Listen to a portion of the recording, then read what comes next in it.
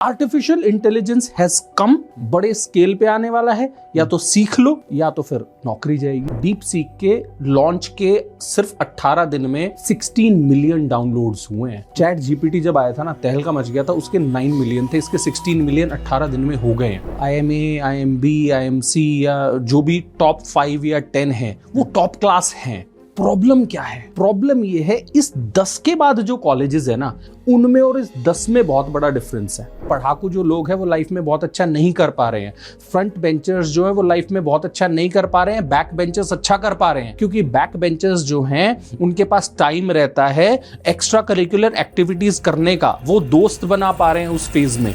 जब आप लोगों को हायर कर रहे हो, आप क्या देखते हो लोगों में? अपार्ट फ्रॉम उनका एजुकेशन के अलावा आप क्या देखते हो स्टूडेंट्स में? जब आपने बोला कि ऐसी जगह जाओ जहां पर भीड़ जा तो रही है, लेकिन सिलेक्शन कुछ लोगों का आ रहा है, एंट्रेंस बेस पर है, और ये IIMs सारे उसी IITs उसी कैटेगरी में आते हैं, यहाँ पर डिफरेंट क्या है जो बाकी कॉलेजेस में बिल्कुल जो नहीं फॉलो कर पाते? तो यहाँ डिफरेंट क्या है? अमित भाई, 100 बिजनेसेस बनते हैं और 90 बंद हो जाते हैं, ये स्टेटमेंट ठीक नहीं है। 100 स्टार्टअप्स बनते हैं और 90 स्टार्टअप्स बंद हो जाते हैं, ये स्टेटमेंट ठीक है। आई डोंट नो कंट्रोवर्शियल चीजें कैमरे पे बोलनी चाहिए कि नहीं बोलनी चाहिए, लेकिन जिन कंपनीज के हम वैल्यू सिस्टम्स की बात करते हैं, उनके वैल्यू सिस्टम्स को ज्यादातर प्रेज इसलिए किया जाता है क्योंकि एक बहुत बड़ी मार्केटिंग टीम पीछे बैठी होती है जो उस वैल्यू सिस्टम को मार्केट करती है। इसको खुद अमिताभ बच्चन के सामने बैठ के शर्म आ रही थी, और खुद ये बच्चन साहब को कह रहा था कि मैं आपके सामने इसलिए बैठा हुआ हूँ क्योंकि आपने मेरा कोई भी काम नहीं देखा।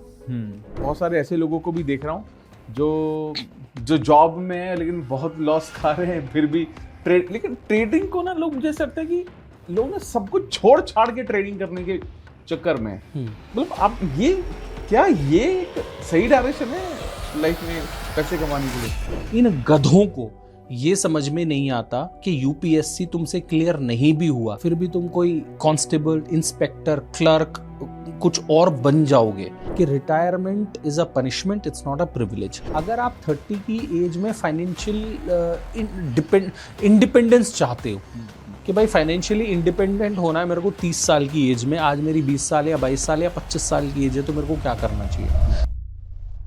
हेलो दोस्तों, रीडर बुक्स क्लब के एक और जोरदार पॉडकास्ट में आपका बहुत बहुत स्वागत है। और आज का ये जो पॉडकास्ट है, ये बहुत ज़्यादा खास होने वाला है, क्योंकि आज हम उन बातों पर डिस्कस करने वाले हैं जो कि एक हर इंसान के लिए बहुत ज़्यादा ज़रूरी होता है, यानी कि एक सही करियर को बिल्ड करना, सही करियर की डायरेक्शन में जाना। और लाइफ में हमारे पास कौन कौन से ऑप्शंस होते हैं जिनको हम चुन सकते हैं, एक स्टूडेंट के पास कौन से ऑप्शंस होते हैं, एक वर्किंग प्रोफेशनल के बाद कौन से ऑप्शंस होते हैं, एक इंसान को बिजनेस कब करना चाहिए, कैसे करना चाहिए, जॉब कब तक करनी चाहिए, पैसे कैसे कमाने चाहिए। ओवरऑल करियर गाइडेंस आज इस पूरे पॉडकास्ट में मिलने वाली है। तो I am sure about it, anybody जो कि आज थोड़ा सा कंफ्यूज है कि मैं बिजनेस करूं या जॉब करूं, पर्पस को ढूंढ रहा है, समझ में नहीं आ रहा है क्या करना सही है और क्या करना सही नहीं है, आज ये पॉडकास्ट उसके लिए लाइफ चेंजिंग हो सकता है। और आज इसी चीज को डिस्कस करने के लिए हमारे साथ एक ऐसे इंसान है जिन्होंने इंडिया के टॉप कॉलेज से पढ़ाई की है, उसके साथ साथ उन्होंने कॉर्पोरेट में बहुत टॉप लीडरशिप पर काम किया, उसके साथ साथ अपना बिजनेस बिल्ड किया, बहुत बड़ा बिजनेस बिल्ड किया। आज वो पॉडकास्ट भी कर रहे हैं, सोशल मीडिया पर भी उनकी बहुत बड़ी फॉलोइंग है, लेकिन उसके साथ साथ उन्होंने इतना सारा वक्त निकाला हमारे लिए ताकि आज वो अपनी सारी विजडम हमारे साथ शेयर कर सके। तो आज मैं उनका बहुत ज़्यादा वेलकम करता हूँ। सो राहुल शर्मा जी, आपका हमारे पॉडकास्ट पे बहुत बहुत स्वागत है। थैंक यू सर, आपने बुलाया, मजा आएगा आज। बहुत मजा आएगा, क्योंकि मैंने जब एक पहले हम शूट कर चुके हैं आपके जाने के लिए, मुझे सच में बहुत मजा आया था जी। और जिस दिन मैं वापस आ रहा था तो मैं अपनी टीम से बात कर रहा था, मैंने कहा यार मुझे ना बहुत दिनों बाद ना बहुत मजा आया बात करने में, और इनको ना अपने चैनल पर हमें इन्वाइट करते हैं जब भी इनके पास वक्त होगा। तो तब से ही मेरा थॉट था, आई थिंक 2 महीने पहले अप्रोक्सीमेट है ना, अप्रोक्सीमेट 2 महीने पहले, और फाइनली आप यहाँ पर हैं and I am really thankful that आप 3 स्टेट्स को कवर करते हैं, यहाँ तक पहुंचे जी, व्हिच इज गुड, ग्रेट। तो आज का जो कोर थीम है, हम इसके आसपास रखते हैं। जो लोग अपना करियर बिल्ड करने की कोशिश कर रहे हैं, चाहे वो स्टूडेंट हो, वर्किंग प्रोफेशनल हो, चाहे वो जॉब करना चाहते हो, बिजनेस करना चाहते हो, एआई की तरफ कोई चैलेंज महसूस कर रहे हो, तो बहुत सारे अलग अलग टॉपिक्स पे बात करते हैं ताकि एक करियर रोड मैप लोगों को अलग अलग नजरिए से मिल पाए। आज मजा आएगा। फैंटास्टिक। सो सबसे पहली शुरुआत करते हैं AI जिसमें ChatGPT versus DeepSeek, क्या how do you see this? जैसे ही हम एआई की बात करते हैं in a developing country like India, लोगों के जो दिमाग में चीज जाती है वो जाती है कि जॉब लॉस होने वाले हैं। हाँ, करेक्ट है। सबसे पहले ये दिमाग में जाता है। आइडियली दिमाग में ये जाना चाहिए कि एक न्यू स्किल आ रही है, न्यू टेक्नोलॉजी आ रही है, उसके एडवांटेजेस को हम कैसे कैप्चर कर लें, वो नहीं आ रही है। जॉब लॉसेस दिमाग में आ रहे हैं। दो तरह के लोग रहते हैं जब भी कोई नई टेक्नोलॉजी आती है। कुछ लोग रहते हैं उस टेक्नोलॉजी के हिसाब से अपने आप को चेंज कर लेते हैं। हाँ। कुछ लोग रहते हैं जो वेट करते हैं और देखते हैं कि इसके क्या साइड इफेक्ट्स होंगे। कुछ होते हैं उसको क्रिब करते हैं। जो लोग अपने आप को आर्टिफिशियल इंटेलिजेंस के लिए तैयार कर लेंगे वो आगे बढ़ जाएंगे। जो लोग अपने आप को आर्टिफिशियल इंटेलिजेंस के लिए तैयार नहीं कर पाएंगे उन लोगों की नौकरियां जाने वाली है। ये जो नौकरियां जाने वाली है ना, ये एक पॉजिटिव चेंज होने वाला है, सकारात्मक बदलाव होने वाला है, क्योंकि ये लोग अपने आप को ना कंफर्ट जोन से बाहर ही नहीं निकाल पाते हैं। अगर कोई स्टूडेंट इस वीडियो को देख रहा हो या जो भी वर्किंग प्रोफेशनल्स देख रहे हो जो इस डर में है कि क्या आर्टिफिशियल इंटेलिजेंस हमारी जॉब को खा जाएगा, भाई तैयारी कर लो, आर्टिफिशियल इंटेलिजेंस आने वाला है। ये कोई ऐसी चीज नहीं है कि आएगी कि नहीं आएगी, इट इज कम, बस बहुत बड़े स्केल पे आने वाला है। तैयारी करनी है तो क्या कर सकते हैं अमित भाई, ये बता देता हूं। फटाफट से, मैं किसी भी कॉलेज को या यूनिवर्सिटी को प्रमोट नहीं कर रहा हूं, फटाफट से अभी टाइप करें artificial intelligence courses from IITs।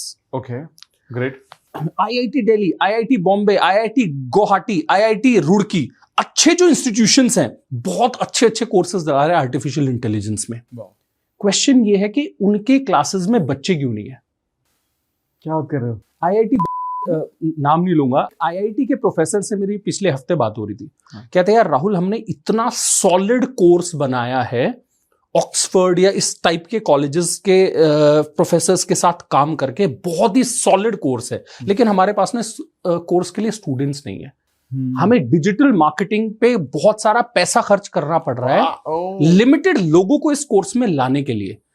Amit भाई, आर्टिफिशियल इंटेलिजेंस की हर कोई बात कर रहा है देश में, लेकिन लोग वो जो चेंज है ना उसकी तरफ बढ़ना ही नहीं चाह रहे हैं।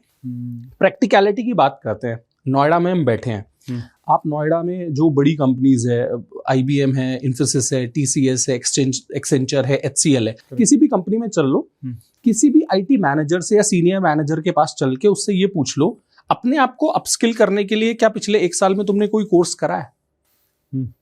ज्यादातर लोगों ने नहीं करा होगा। आई कैन गारंटी 99% लोगों ने नहीं करा होगा। लोगों को पता है इंडिया में क्या लगता है, मैंने भाई ग्रेजुएशन कर लिया, पोस्ट ग्रेजुएशन कर ली और मेरी एजुकेशन खत्म हो गई। एजुकेशन खत्म नहीं होती है। आईफोन ने आईफोन बना दिया था, क्यों अपग्रेड कर रहे हैं हर साल? अगर आज की तारीख में अमित भाई iPhone 4 होता तो चल रहा होता। हर साल iPhone 5 लाए, 6 लाए, अभी 14 लाए, 15 लाए, 16 लाए, 17 लाने वाले। क्यों ला रहे हैं? अपग्रेड्स चाहिए। जब हमने पोस्ट ग्रेजुएशन कंप्लीट कर लिया और हम ये सोच रहे हैं कि अब मुझे अपग्रेड नहीं करना है, क्यों नहीं करना है? कैसे चल गया? आप अपग्रेड नहीं करोगे तो आप पीछे रह जाओगे। आर्टिफिशियल इंटेलिजेंस हैज कम, बड़े स्केल पे आने वाला है। या तो सीख लो या तो फिर नौकरी जाएगी। जब नौकरी जाएगी ना तब सीखने का मौका भी नहीं मिलेगा, क्योंकि उस टाइम तक आर्टिफिशियल इंटेलिजेंस के कोर्सेज है ना बहुत एक्सपेंसिव भी हो जाएंगे और वहां पे भीड़ रहनी शुरू हो जाएगी। आज अब आपके पास टाइम है, अवेलेबिलिटी है, साल भर ले लो, 1.5 साल ले लो, अच्छे अच्छे कोर्सेज कर लो and prepare yourself for artificial intelligence.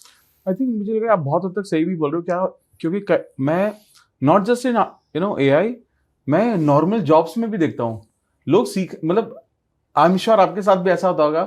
आप तो इतनी बड़ी कंपनी चला रहे हैं, इतने सारे शोरूम्स हैंडल करते हैं बहुत, और मतलब आपने सिस्टम जनरेट कर दिया है, वो ऑटो मोड पर चलता है। आप भी ये महसूस करते होंगे ना कि सही लोग नहीं मिलते? हाँ एक पॉडकास्ट में मैंने होस्ट जो थे उनसे पूछा था, भाई एक बात बताओ, दिल्ली की जो कंपनीज है वो हायरिंग करने बॉम्बे जा रही है, बैंगलोर जा रही है, हैदराबाद जा रही है, क्यों जा रही है? दिल्ली में लोग नहीं मिल रहे हैं और नहीं मिल रहे हैं तभी तो जा रहे हैं। अदरवाइज क्यों फ्लाइटों के खर्चे और वहां पे होटल्स में रुकने के खर्चे कंपनी क्यों उठाएगी? वो इसलिए उठाएगी क्योंकि एक सिटी में ना जिस तरह के रिसोर्सेज लोगों को चाहिए ना वो मिल ही नहीं रहे हैं। अगर लेट्स से दिल्ली में बहुत सारे स्किल्ड स्टूडेंट्स होते, बहुत सारे ऐसे कॉलेजेस होते जो हाई स्किल स्टूडेंट्स प्रोड्यूस कर रहे होते, तो दिल्ली की जो कंपनीज है, नोएडा गुड़गांव की कंपनीज को बॉम्बे नहीं जाना पड़ता। करेक्ट है। इसलिए जा रहे हैं क्योंकि स्किल्स की कमी है। मैं ये नहीं बोल रहा हूं कि स्टूडेंट्स इसके लिए रिस्पॉन्सिबल है। रिस्पॉन्सिबल कौन है उसकी हम बाद में बात कर सकते हैं, लेकिन स्किल की कमी है। और सरकार जिम्मेदारी लेगी नहीं लेगी वो मुझे नहीं पता, लेकिन हम तो जिम्मेदारी ले सकते हैं ना। तो स्टूडेंट्स को 100% जिम्मेदारी लेनी चाहिए। लेकिन कई बार आप ये विलिंगनेस में भी नहीं देखते हो। मैं जैसा आपने एग्जांपल भी दिया कि इतने सारे आईटी मैनेजर्स को, टॉप शॉट्स को भी आप उठा लो, उन्होंने पिछले 1 साल में कुछ नहीं सीखा होगा। मतलब और कई बार ये कॉर्पोरेट का ये थोड़ा प्रेशर भी होता है कि इतना काम दिया हुआ है हमें, हमारे पास कुछ नया सीखने का वक्त भी नहीं है। ये गलत है अमित भाई। ओके, ये गलत है। ये अगर आपको आपकी कंपनी बहुत सारा काम दे रही है तो उसके लिए आप रिस्पॉन्सिबल हैं। कंपनी आपको काम देगी, लेकिन क्या आप उस काम को डेलीगेट कर रहे हैं या नहीं कर रहे हैं? Have you learned to say no? मैंने भी बहुत साल कॉर्पोरेट में जॉब किया है, ट्रेनिंग में किया है, एचआर में किया है। मैं भी बोर्ड मीटिंग्स में जब मैं रहता था तो मेरे जो सीनियर्स थे वो टास्क डेलीगेट करते थे और मैं कह देता था currently my plate is full, give me more resources, I will take this task. I used to say no. मेरे पास 30 लोगों की टीम है, काम मेरे को दोगे जो 70 लोगों से होगा, मेरे को 40 लोग दे दो भाई तो काम कर दूंगा। मैं अपने काम की क्वालिटी से कॉम्प्रोमाइज नहीं करूंगा। आपको काम और देना है दे दो, साथ में मुझे रिसोर्सेज दे दो। तो जो लोग ये बोलते हैं कि आईटी सेक्टर में या बहुत सारे इंडियन कंपनीज में इतना काम दे दिया जाता है कि सीखने के लिए टाइम नहीं रहता। अमित भाई, अभी आप और मैं यहाँ पे बैठे हैं नोएडा में 7 बजे, मैं ये पॉडकास्ट करने आया हूं। सुबह उठा था, जिम भी गया था, अपनी हेल्थ ठीक रखनी थी, ऑफिस गया था, इंटरव्यूज लिए, अपनी कंपनी का जो काम था सारा किया। अब मैं 2.5 घंटे ट्रैवल करके गुड़गांव से आपके पास आया हूँ। आपके बाद मेरा एक और पॉडकास्ट है 10 बजे, रात को 2-2:30 बजे मैं घर पहुंचने वाला हूँ। अब तो मेरा बिजनेस भी चल रहा है, अब तो मेरे यूट्यूब चैनल भी चल रहा है, इंस्टाग्राम भी चल रहा है, अच्छे 1.5 मिलियन फॉलोअर्स हो गए। अब मैं क्यों ये हसल कर रहा हूँ? क्यों 2 बजे 2:30 बजे में मेरी वाइफ का मैसेज आया हुआ है, यार तुमने तो रोज का ही बना लिया है। मुझे अपने आप को बेटर बनाना है, मुझे लाइफ में चीजें अचीव करनी है।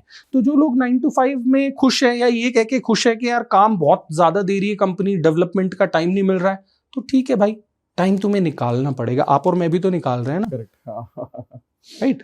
तो I think people have time. उनको थोड़ा सा ये सोचना पड़ेगा, यार मैं क्या सीख रहा हूं नया। ऐसा नहीं करेंगे तो पीछे रह जाएंगे। ओके, एक मेरे वापस एआई की तरफ मेरा एक और सवाल है। जिस तरह के एआई पर डेवलपमेंट चल रहे हैं, जिस स्पीड से चल रहे हैं, आपको कई बार लगता है वो स्कैरी है बहुत ज्यादा? मतलब scary from the point of view of one aspect was people adopting that skill, people losing job, जो आपने आंसर किया बहुत अच्छे से जी। बट मतलब आजकल वो वो चेहरे काट डीफेक कर देते हैं फेसेस को, और बहुत सारी चीजें डेवलपमेंट चल रही है। जैसे अभी डीप सीक चल रहा है। डीप सीक पर जिस तरह से काम हो रहा है वो बहुत एग्रेसिव लग रहा है, कॉस्ट वाइज भी बहुत सही लग रहा है। तो डीप सीक के बारे में स्पेशली आपका क्या कहना है? जी, पहली बात तो अमित भाई, डीप सीक जो है ना, ये आगे जो आर्टिफिशियल इंटेलिजेंस का स्केल आने वाला है ना, उसका 1% भी नहीं है। ये कुछ भी नहीं है, ये खिलौना है। अगर हम आगे जो होने वाला है उसकी बात करें, अभी तो मतलब कंपनीज ने एआई पे काम करना शुरू किया है, राइट? अभी तो बहुत इंटरेस्टिंग, बहुत सॉलिड प्रोडक्ट्स बनाए ही नहीं है। तब भी डीप सीक छोटी सी चीज एक आ गई है। डीप सीक के लॉन्च के सिर्फ 18 दिन में 16 मिलियन डाउनलोड्स हुए हैं।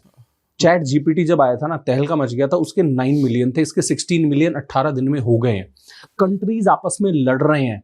चाइना दूसरी कंट्रीज से लड़ रहा है कि तुमने बैन क्यों किया। For example countries like Taiwan has blocked it. India में भी इसको शायद ब्लॉक कर दिया गया है। इटली, फ्रांस, जर्मनी, बहुत सारे देश हैं जो ये उनके जो लीडरशिप टीम्स हैं वो डीप सीक को डिस्कस कर रहे हैं कि क्या ये सिक्योरिटी थ्रेट तो नहीं है, हम डाउनलोड पे डाउनलोड कराए जा रहे हैं, क्या हमारा सारा डेटा, मिलिट्री इंफॉर्मेशन चाइना के पास तो नहीं जा रहा है। मतलब डीप सीक जो है ना, वो आज एक तरह से टॉप प्रायोरिटी बन गया है नेशंस की। हर नेशन की टॉप प्रायोरिटी बन गया, और देश ना आपस में लड़ रहे हैं एक प्राइवेट ऐप के लिए। आप इसकी इंपॉर्टेंस समझ रहे हो? It is huge, it is humongous. and this is when it is not even 1% of what it is going to be in future.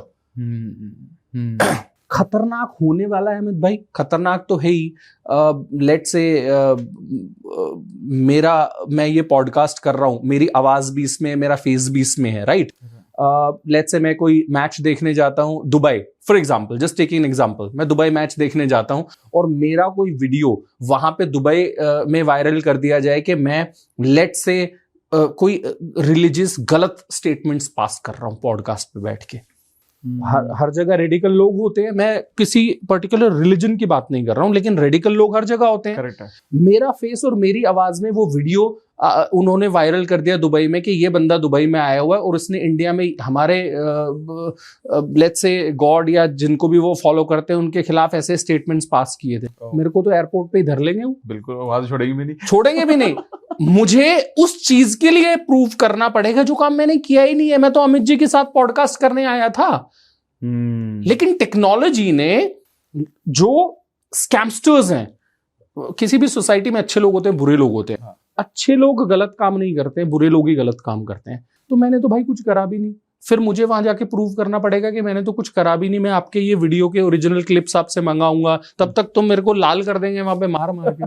सही बात है। Just taking an example, right?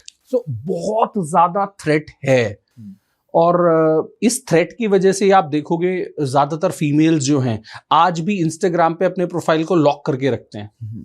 तो अगर हमारी बहनें, हमारी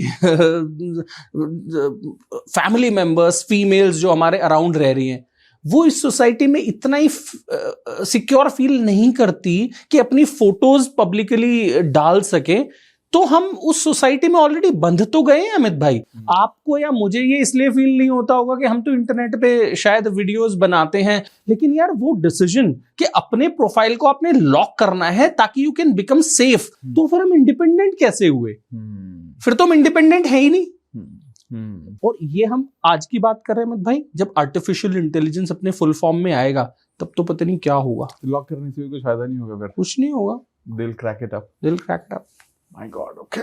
थोड़ा definitely, मतलब it looks like it's scary, but I hope बाद में कुछ ऐसे गाइडलाइंस वगैरह भी आए जिसके थ्रू मतलब नीडेड वो पॉलिसीज बने ताकि इसका मिसयूज कम से कम किया जा सके। 100% बनेंगे अमित भाई, लेकिन let's say for example nuclear है, न्यूक्लियर के अगेंस्ट बहुत सारे पॉलिसीज हैं कि आपके पास अगर न्यूक्लियर पावर है, एटॉमिक बॉम्ब्स हैं, तो उनको कैसे यूज करना है, कैसे नहीं करना, बहुत सारे हैं। पहले भी रहे थे, राइट? अमेरिका ने 2 ही तो बटन दबाए थे, हिरोशिमा और नागासाकी में क्या हुआ था। आज भी वहां पे बच्चे जो हैं वो लंगड़े लूले बेचारे पैदा होते हैं ना। करेक्ट।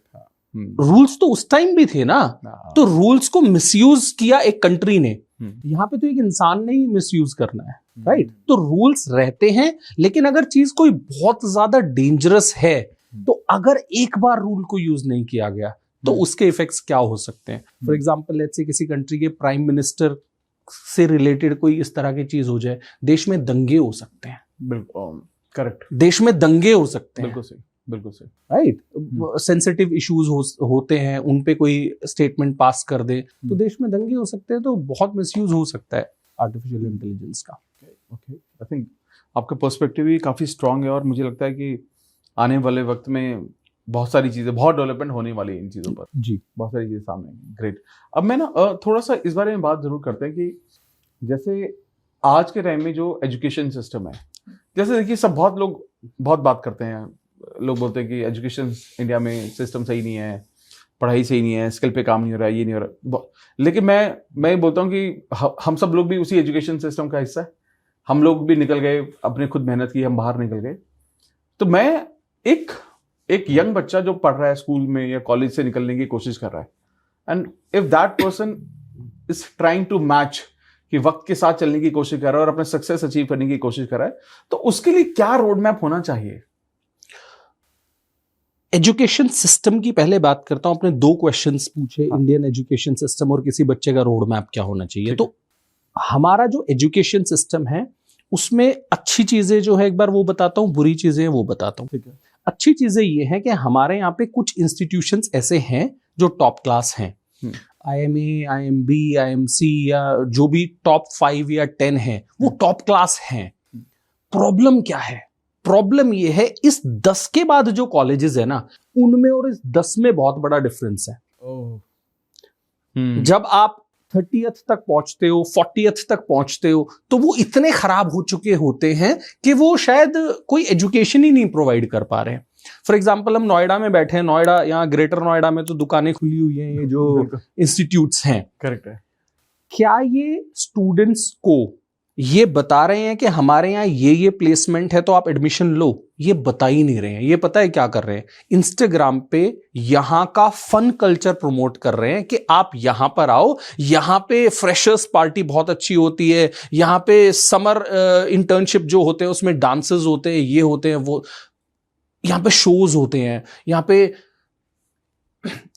मोस्ट कॉलेजेस में जो ये प्रोग्राम्स होते हैं ये स्टूडेंट्स ऑर्गेनाइज करते हैं।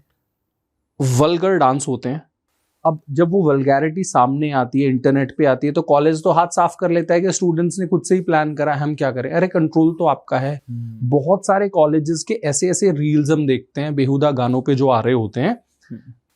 कॉलेजेस में it should not be acceptable. एक कोई लिमिट होनी चाहिए। यार आप कहीं बाहर कर रहे हो तो समझ में आता है, आपके प्रोफेसर्स भी वो चीज देख रहे हैं। पॉइंट क्या है कि कॉलेजेस जो है ना, उन्होंने अपने आप को प्रमोट करने का जो तरीका बना लिया है ना, वो प्लेसमेंट्स बनाया ही नहीं है। हमारे कितने स्टूडेंट्स एंटरप्रेन्योर्स बन गए हैं, वो मार्केटिंग करनी ही नहीं है। उन्होंने मार्केटिंग क्या करनी है? हमारा यहाँ का जो कल्चर है वो कितना मस्त है, यहाँ पे एडमिशन ले लो, 4 साल मजा आ जाएगा। भाई अभी तुम 4 साल जिंदगी के मजे ले लोगे, फिर जिंदगी तुम्हारे मजे लेगी।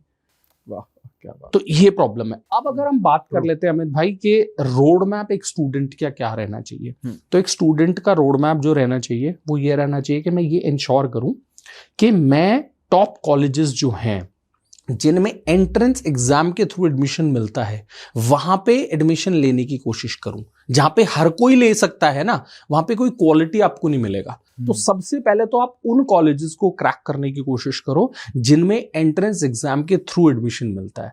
जितना लिमिटेड सीट्स रहेंगे और ज्यादा लोग अप्लाई कर रहे होंगे, उतना उस कॉलेज की वैल्यू मार्केट में है। तो सबसे पहले तो आप उनको क्रैक करने की कोशिश करो। 1 मिनट के लिए मान लेते हैं आप उसको क्रैक नहीं कर पाए, उस केस में आपको क्या करना चाहिए? उस केस में आपको स्किल्ड बेस्ड कोर्सेज करने चाहिए। किसी भी फील्ड में आप कर लो, जो भी आपका इंटरेस्ट एरिया है। लेट्स से फॉर एग्जांपल आप सीए करना चाहते थे और आप नहीं कर पा रहे हो, ठीक है। लेट्स से फैमिली के पास फंड्स नहीं है, इतने साल पढ़ाई नहीं कर सकते हो।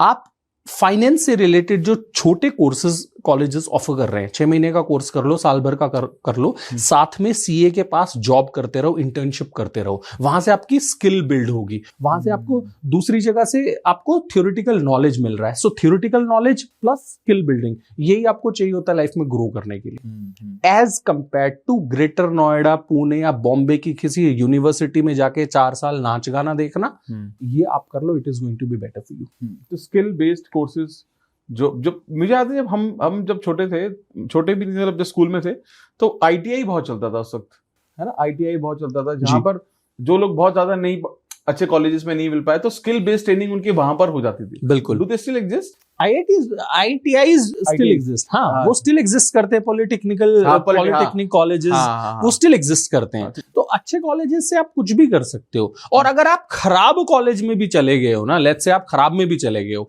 वहां पे भी आप टॉप स्टूडेंट बनने की कोशिश करो। अपने आप को ना दूसरे स्टूडेंट से स्टैंड आउट कर लो। अगर कोई डेली बंक कर रहा है, तुम मत करो ना यार। और अगर तुम कर भी रहे हो तो उस बंक वाले पीरियड में तुम क्या कर रहे हो? उस बंक वाले पीरियड में तुम उस टाइम को यूटिलाइज करके लेट्स से कोई ट्रेड शो में घूमने जा रहे हो, जहां पे आप देख रहे हो कि मार्केट में क्या चल रहा है, इट इज अप्रिशिएटेड। लेकिन तुम मंदियों को लेके मॉल में घूम रहे हो तो भाई फिर तो प्रॉब्लम है। वो टाइम बाद में आएगा, उसको थोड़ा सा अपने आप को होल्ड कर लो कि यार मैं स्टूडेंट हूं, अभी मेरे को सीखना है। बहुत ज्यादा जो कल्चर चल रहा है ना, उससे प्रभावित ना होके, सोशल मीडिया से प्रभावित ना होके कोशिश करें कि यार मुझे अपने अंदर कोई नए स्किल्स लाने हैं। अमेजिंग। एक चीज यहाँ पर मेरा एक और सवाल है, जैसे क्या होता है कि कुछ स्टूडेंट जो बहुत ब्राइट है, ठीक है, वो करना चाहते हैं, लेकिन साइकोलॉजिकली कई बार माइंड में इतना ज्यादा कंपटीशन भर दिया गया है, चाहे वो स्कूल टाइम से हो, कॉलेज टाइम से हो, तो वो ना मतलब एक अलग तरह के प्रेशर में जी रहे हैं। और मुझे लगता है जब वो इस तरह से लाइफ को लीड करने की कोशिश करते हैं, कुछ करने की कोशिश करते हैं, तो बहुत कुछ फिर भी नहीं कर पाते। तो उनके लिए क्या सोल्यूशन है? मतलब इतना बहुत इनसिक्योर, बहुत अच्छे बच्चे देखे हैं मैंने, बहुत डर है उनके अंदर बाहर की दुनिया को लेकर या जॉब को लेकर या पॉसिबिलिटीज को लेकर। जी अमित भाई, इसमें सबसे बड़ा जो रोल है ना वो पेरेंट्स का है। अभी पेरेंट्स ने भी थोड़ा सा क्या कर लिया है, अपने बच्चों को ना अपने प्रेस्टीज से लिंक कर लिया है। जैसे किसी पेरेंट से आप बात करोगे ना, आपका बेटा क्या कर रहा है, मेरा बेटा तो डीपीएस में जाता है, प्रेस्टीज। राइट। पीटीएम में जाएंगे पेरेंट्स, पीटीएम में जाके टीचर से सबसे पहले ये पूछेंगे मेरे बेटे की कौन सी रैंक आई है। ये पूछने की बिल्कुल भी जरूरत नहीं है, मेरे बेटे की कौन सी रैंक आई है आपको पूछने की जरूरत नहीं है। आप ये पूछो मेरे बेटे के कौन से सब्जेक्ट में क्या मार्क्स आए हैं। अगर उसके मैथमेटिक्स में कम मार्क्स आए हैं और उसके लेट्स से केमिस्ट्री में ज्यादा मार्क्स आए हैं, इसका मतलब ये है कि आपको उसका करियर जो है वो केमिस्ट्री की तरफ बनाना है। अगर उसका लेट्स से फिजिक्स में अच्छे मार्क्स आए हैं तो हो सकता है आप ये सोच सके कि वो कल को एरोनॉटिकल इंजीनियरिंग में जाना चाहिए। ये हम नहीं पूछ रहे हैं। पेरेंट्स को ये मतलब ही नहीं है कि मेरे बच्चे के कौन से सब्जेक्ट में कितने मार्क्स आ रहे हैं, वो कौन से सब्जेक्ट्स में अच्छा है, कौन से सब्जेक्ट्स में बुरा है, वो ये देख ही नहीं रहे। वो देख रहे हैं कि मंजीत की फर्स्ट रैंक क्यों आ गई और रोहित मेरा बेटा है उसकी सेकंड क्यों आई है। वो उसको ईगो पे ले लेते हैं। पेरेंट्स से आप मिलोगे तो सबसे पहले पता है क्या बोलेंगे, मेरे बेटे की तो हमेशा फर्स्ट रैंक आती है। फर्स्ट रैंक आना कोई बहुत बड़ा अचीवमेंट नहीं है। फर्स्ट रैंक आना कोई बहुत बड़ा अचीवमेंट नहीं है। ये मैं बहुत क्लियरली जितने भी लोग पॉडकास्ट देख रहे हैं उसको बता दूं, ये सब चीजें करके रैंक वगैरह करके ना आप अपने बच्चे पे प्रेशर ही डाल रहे हैं, आप उसको वो रैट रेस में ही दौड़ा रहे हैं। उसमें क्या होता है, फर्स्ट आने के चक्कर में ना वो स्पोर्ट्स में पार्टिसिपेट करता है, ना वो कोई और करिकुलर एक्टिविटीज में पार्टिसिपेट करता है। बाद में क्या होता है, वो सिर्फ पढ़ाकू बन जाता है। और पढ़ाकू जो लोग हैं वो लाइफ में बहुत अच्छा नहीं कर पा रहे हैं। फ्रंट बेंचर्स जो है वो लाइफ में बहुत अच्छा नहीं कर पा रहे हैं, बैक बेंचर्स अच्छा कर पा रहे हैं, क्योंकि बैक बेंचर्स जो हैं उनके पास टाइम रहता है एक्स्ट्रा करिकुलर एक्टिविटीज करने का, वो दोस्त बना पा रहे हैं उस फेज में। ये जो फ्रंट बेंचर्स है ये ना दोस्त बना पा रहे हैं, ये सिर्फ पढ़ाई पे फोकस कर रहे हैं, क्योंकि इनके पेरेंट्स को प्राउड फील होता है ये फर्स्ट आ गए हैं। फर्स्ट आना इज नॉट एन अचीवमेंट। हो सकता है आप अगर फर्स्ट आ रहे हो तो आपकी लाइफ बर्बाद होने वाली है। हो सकता है अगर आप फर्स्ट नहीं आ रहे हो, आपकी 16th रैंक आ रही है, तो आप लाइफ में बेटर करें, क्योंकि वहां पे आपके पास ज्यादा खोने को नहीं है।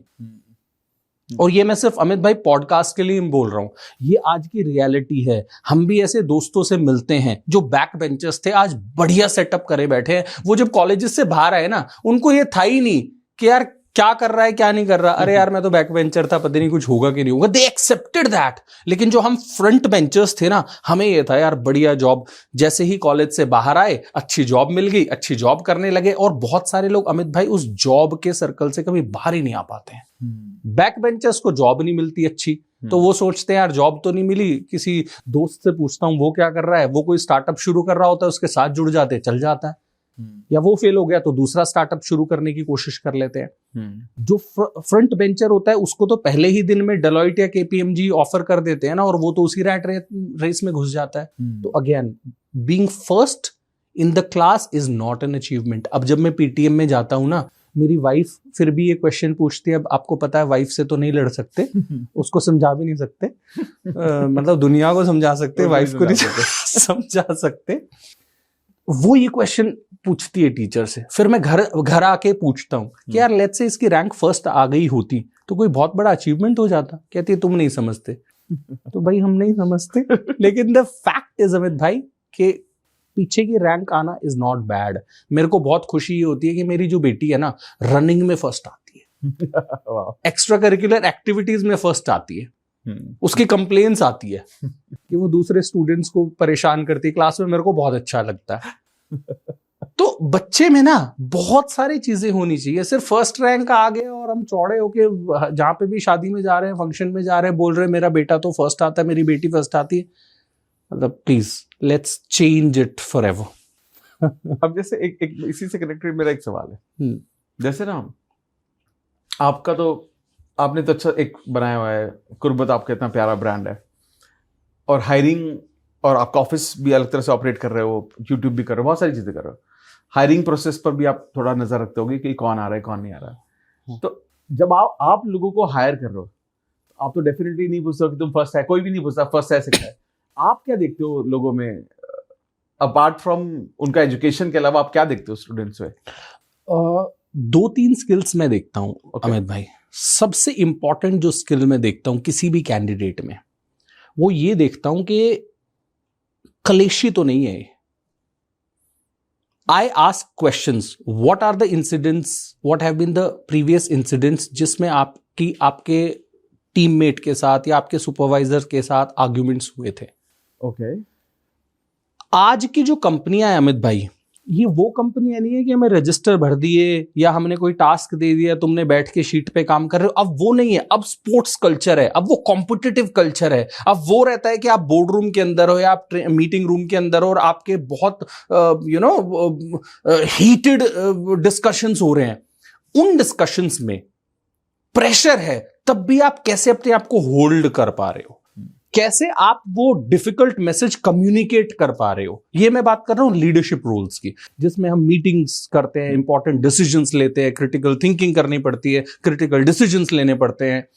ऐसे केस में सबसे इंपॉर्टेंट ये रहता है कि आप अपने कोवर्कर के साथ कैसे काम कर रहे हो। तो ये सबसे इंपॉर्टेंट स्किल है जो मैं देखता हूं। सो मेरे क्वेश्चंस बहुत स्पेसिफिकली ये होते हैं कि when was the last time you had an argument with your manager, how do you think it could have been resolved.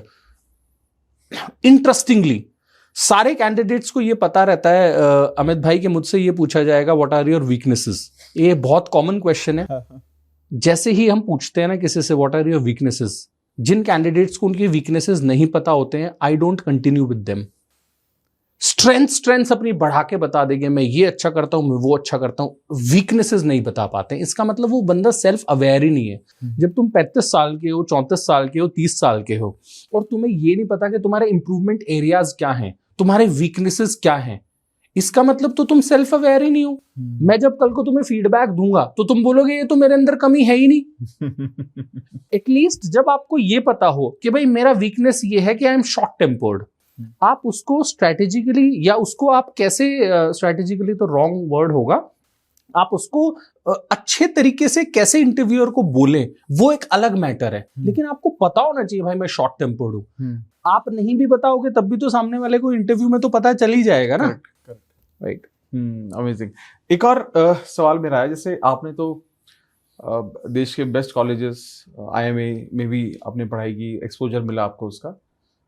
आपको क्या लगता है कि जब आपने बोला कि ऐसी जगह जाओ जहां पर भीड़ जा तो रही है लेकिन सिलेक्शन कुछ लोगों का हो रहा है, एंट्रेंस बेस पर है, और ये IIMs सारे उसी IITs उसी कैटेगरी में आते हैं, यहां पर डिफरेंट क्या है जो बाकी कॉलेजेस में बिल्कुल जो नहीं फॉलो कर पाते, तो यहां डिफरेंट क्या है? ओके, तो IIM अहमदाबाद की अगर बात करें तो वहां पे बुक्स नहीं होती है। पहला तो वहां पे कोई बुक्स नहीं होती है, वहां पे केस स्टडीज होते हैं। लेट्स से आज केस स्टडी दी जाएगी किसी कंपनी की, लेट्स से स्टारबक्स की केस स्टडी दे दी, 8 पेज की या 10 पेज की केस स्टडी है, उसको हमने पूरा पढ़ा। उस केस स्टडी को पढ़ने के बाद शाम को हम उस पर डिबेट करते हैं, जो स्टूडेंट्स का ग्रुप रहता है उस पर हम डिस्कशंस करते हैं, डिबेट्स करते हैं, और हम ये सोच के जाते हैं कि इस केस स्टडी को हमने सॉल्व कर लिया है।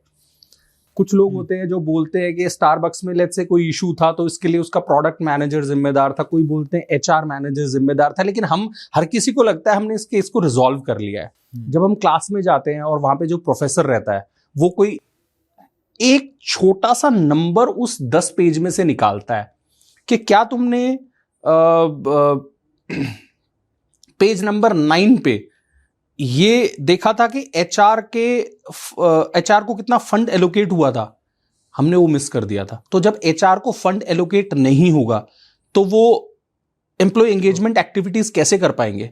तो जब HR एम्प्लॉय एंगेजमेंट एक्टिविटी नहीं कर पाएगा तो अट्रिशन तो हाई होगा ही।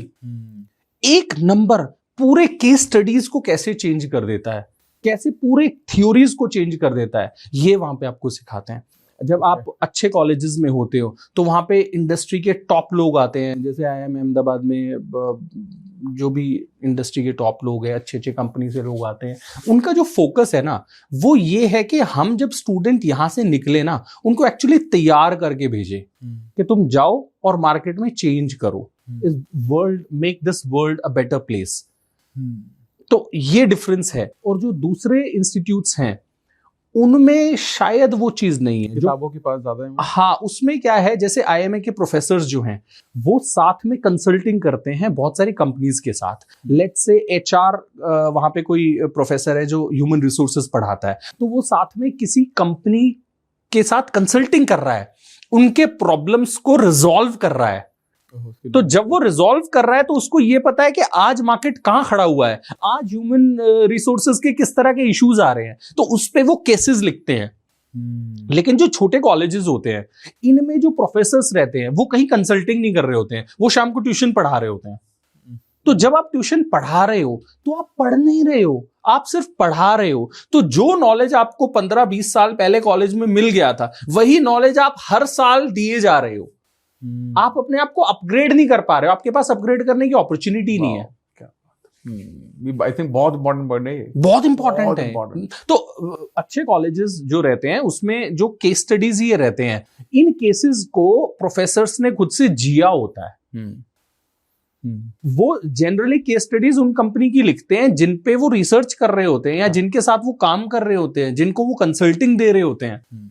तो जो चीज उन्होंने की है वो उन्होंने केसेस में लिख दी और उसकी वो डेप्थ बता पाते हैं कि भाई ये केस स्टडी मैंने 6 साल पहले लिखी थी, लेकिन आज कंपनी यहां पे स्टैंड करती है, या इस डिसीजन की वजह से ये कंपनी बंद हो चुकी है।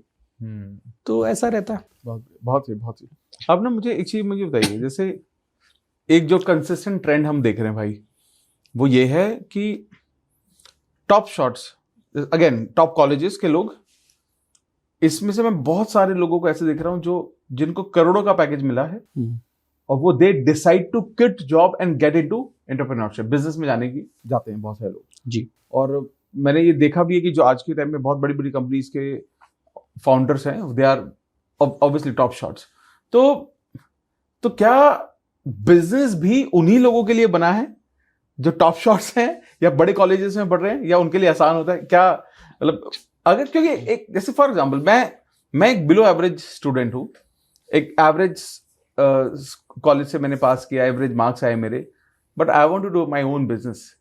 तो मेरी राह कैसी होने वाली है और उनकी राह कैसे होने वाली है? क्योंकि दोनों लोग करना चाहते हैं, देश में कंट्रीब्यूट करना चाहते हैं, अपने लिए कुछ करना चाहते हैं और बहुत कुछ बड़ा करना चाहते हैं। तो क्या थॉट होना चाहिए? जी, तो अमित भाई, पहले तो मैं आपका ये क्वेश्चन आंसर कर देता हूं कि जो टॉप पोजीशंस में लोग जॉब कर रहे हैं, अच्छे कॉलेजेस से पास आउट होके, वो क्विट करके एंटरप्रेन्योरशिप में क्यों जा रहे हैं? ठीक है, उसका मेन रीजन ये रहता है कि जब वो जॉब में होते हैं वो कुछ बहुत बड़ा करना चाहते हैं, बहुत बड़े चेंजेस ऑर्गेनाइजेशन में लाना चाहते हैं, लेकिन क्योंकि वो एक सर्टेन डिपार्टमेंट से होते हैं, वहां पे रिस्ट्रिक्शंस होते हैं।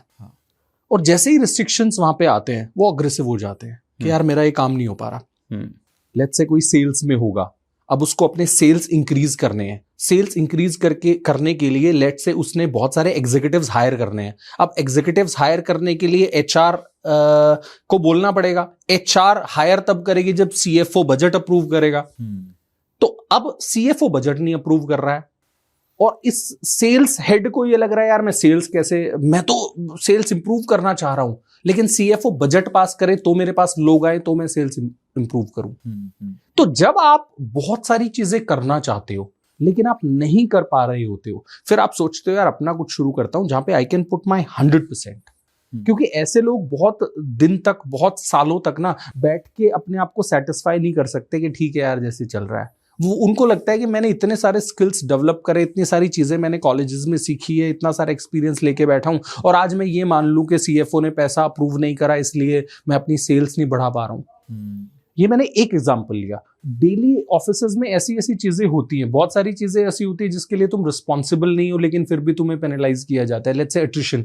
अब किसी एम्प्लॉय की मदर एक्सपायर हो गई फॉर एग्जांपल और उसने छोड़ दिया, वो तो अट्रिशन फिर भी एचआर पे आता है।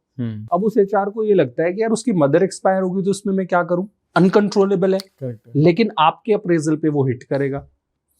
अनकंट्रोलेबल अट्रिशन है लेकिन आपके अप्रेजल पे हिट करेगा क्योंकि कंपनी के तो शीट में दिखाएगा ना कितने एम्प्लॉइज छोड़ के गए हैं। तो ऐसी जब चीजें होती है तो बहुत सारे एम्प्लॉइज होते हैं, उनको ये लगता है कि यार ये तो चीजें अनफेयर है, अपना कुछ करते हैं जहां मेरे ऊपर कोई रिस्ट्रिक्शंस ना हो। ये पहली चीज रहती है। दूसरा क्या रहता है, हर साल जब अप्रेजल की बात आती है, किसी का 5% अप्रेजल हो रहा है, किसी का 10% अप्रेजल हो रहा है। अब उस एम्प्लॉय ने कंपनी को लेट्स से 100 करोड़ का कोई प्रोजेक्ट सक्सेसफुल किया है और कंपनी ने बहुत मोटा पैसा उससे कमाया है और उसको कंपनी कह रही है कि तुम्हारा 5% अप्रेजल है, तो वो चीटेड फील करते हैं लोग। दिस इज व्हेन अप्रेजल के बाद का जो पीरियड रहता है ना, इसमें बहुत सारे एम्प्लॉयज जॉब छोड़ के जाते हैं। तो ये रहता है। अब आपका एक क्वेश्चन ये था कि जो टॉप कॉलेजेस से नहीं पढ़े हुए हैं या एक बेसिक लाइफस्टाइल जो जी रहे हैं, क्या ऐसे लोग बिजनेस शुरू कर सकते हैं? 100% कर सकते हैं अमित भाई, 100% कर सकते हैं। कोई भी बिजनेस जो है वो छोटे से शुरू किया जा सकता है। हर बिजनेस ऑलमोस्ट जो है उसको छोटे से शुरू किया जा सकता है। और आज जो भी आप बड़े बिजनेसेस देखोगे वो हमें किसी ना किसी दिन छोटे ही थे। हल्दीराम की बात कर लो, आप स्टारबक्स की बात कर लो, आप KFC, मैकडी, किसी भी बड़े बिजनेस को उठा के आप देख लो, आप माइक्रोसॉफ्ट की बात कर लो, एक छोटे से ऑफिस से ही तो शुरू हुए थे। तो छोटे से ऑफिस जो हैं वो एक नॉर्मल इंसान बना सकता है, धीरे धीरे करके उसको बड़ा कर सकता है। लेकिन बिजनेस को स्केल करने वाला जो स्किल है वो साथ साथ उसको सीखना पड़ेगा। वो ये सोचे कि मैं स्किल्स अपने डेवलप ना करूं, मैं ये ना सीखूं कि पिच डेक कैसे बनाया जाता है। लेट्स से आपने आज छोटा बिजनेस शुरू कर लिया, आपने 2-3 स्टोर खोल लिए, फिर आप 100 स्टोर्स पे जाना चाहते हो, उसके लिए आपको फंड्स चाहिए होंगे। फंड्स के लिए आपको इन्वेस्टर के पास जाना पड़ेगा, इन्वेस्टर के पास जाने के लिए आपको पिच डेक बनाना पड़ेगा। तो वो पिच डेक की आपको नॉलेज होनी चाहिए। हो सकता है आप किसी को हायर कर ले जो आपके लिए पिच डेक बना दे, लेकिन प्रेजेंट तो आप करोगे ना। इन्वेस्टर ये देखेगा ना भाई फाउंडर में कितना दम है। करेक्ट। तो वो स्किल्स आपको डेवलप करने पड़ेंगे। ये इंपॉर्टेंट है। बट जैसे ना अभी क्या होता है, बहुत सारे लोग, मुझे लगता है जैसे आपको भी महसूस होता होगा कि आइडियाज तो सबके पास हैं, बट वो आइडिया वर्सेस इम्प्लीमेंटेशन में गैप बहुत ज़्यादा होता है। तो मतलब क्या एंटरप्रेन्योरल जर्नी जो है, क्या वो इतनी टफ है कि लोग एक अच्छी सोच के बावजूद भी उन डिसीजन पर रह नहीं पाते? तो आइडियली मतलब ये इतना ज़्यादा क्यों है कि 100 बिजनेस बनते हैं हर साल, 90 बंद हो जाते हैं, ये इतना ज़्यादा क्यों है? अमित भाई, 100 बिजनेसेस बनते हैं और 90 बंद हो जाते हैं, ये स्टेटमेंट ठीक नहीं है। 100 स्टार्टअप्स बनते हैं और 90 स्टार्टअप्स बंद हो जाते हैं, ये स्टेटमेंट ठीक है।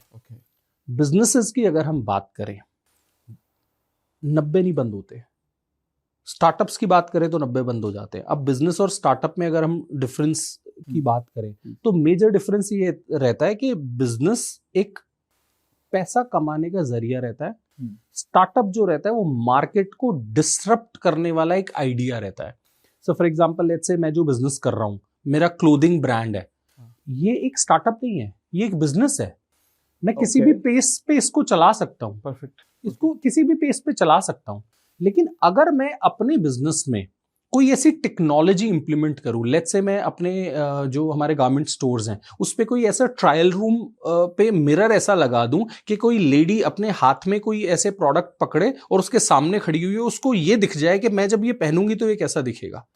अगर मैं ऐसी कोई टेक्नोलॉजी अपने ब्रांड में ले आऊं, तो अब ये टेक्नोलॉजी मैंने इंप्लीमेंट की, इस टेक्नोलॉजी को बिल्ड करने में बहुत पैसा लगा होगा।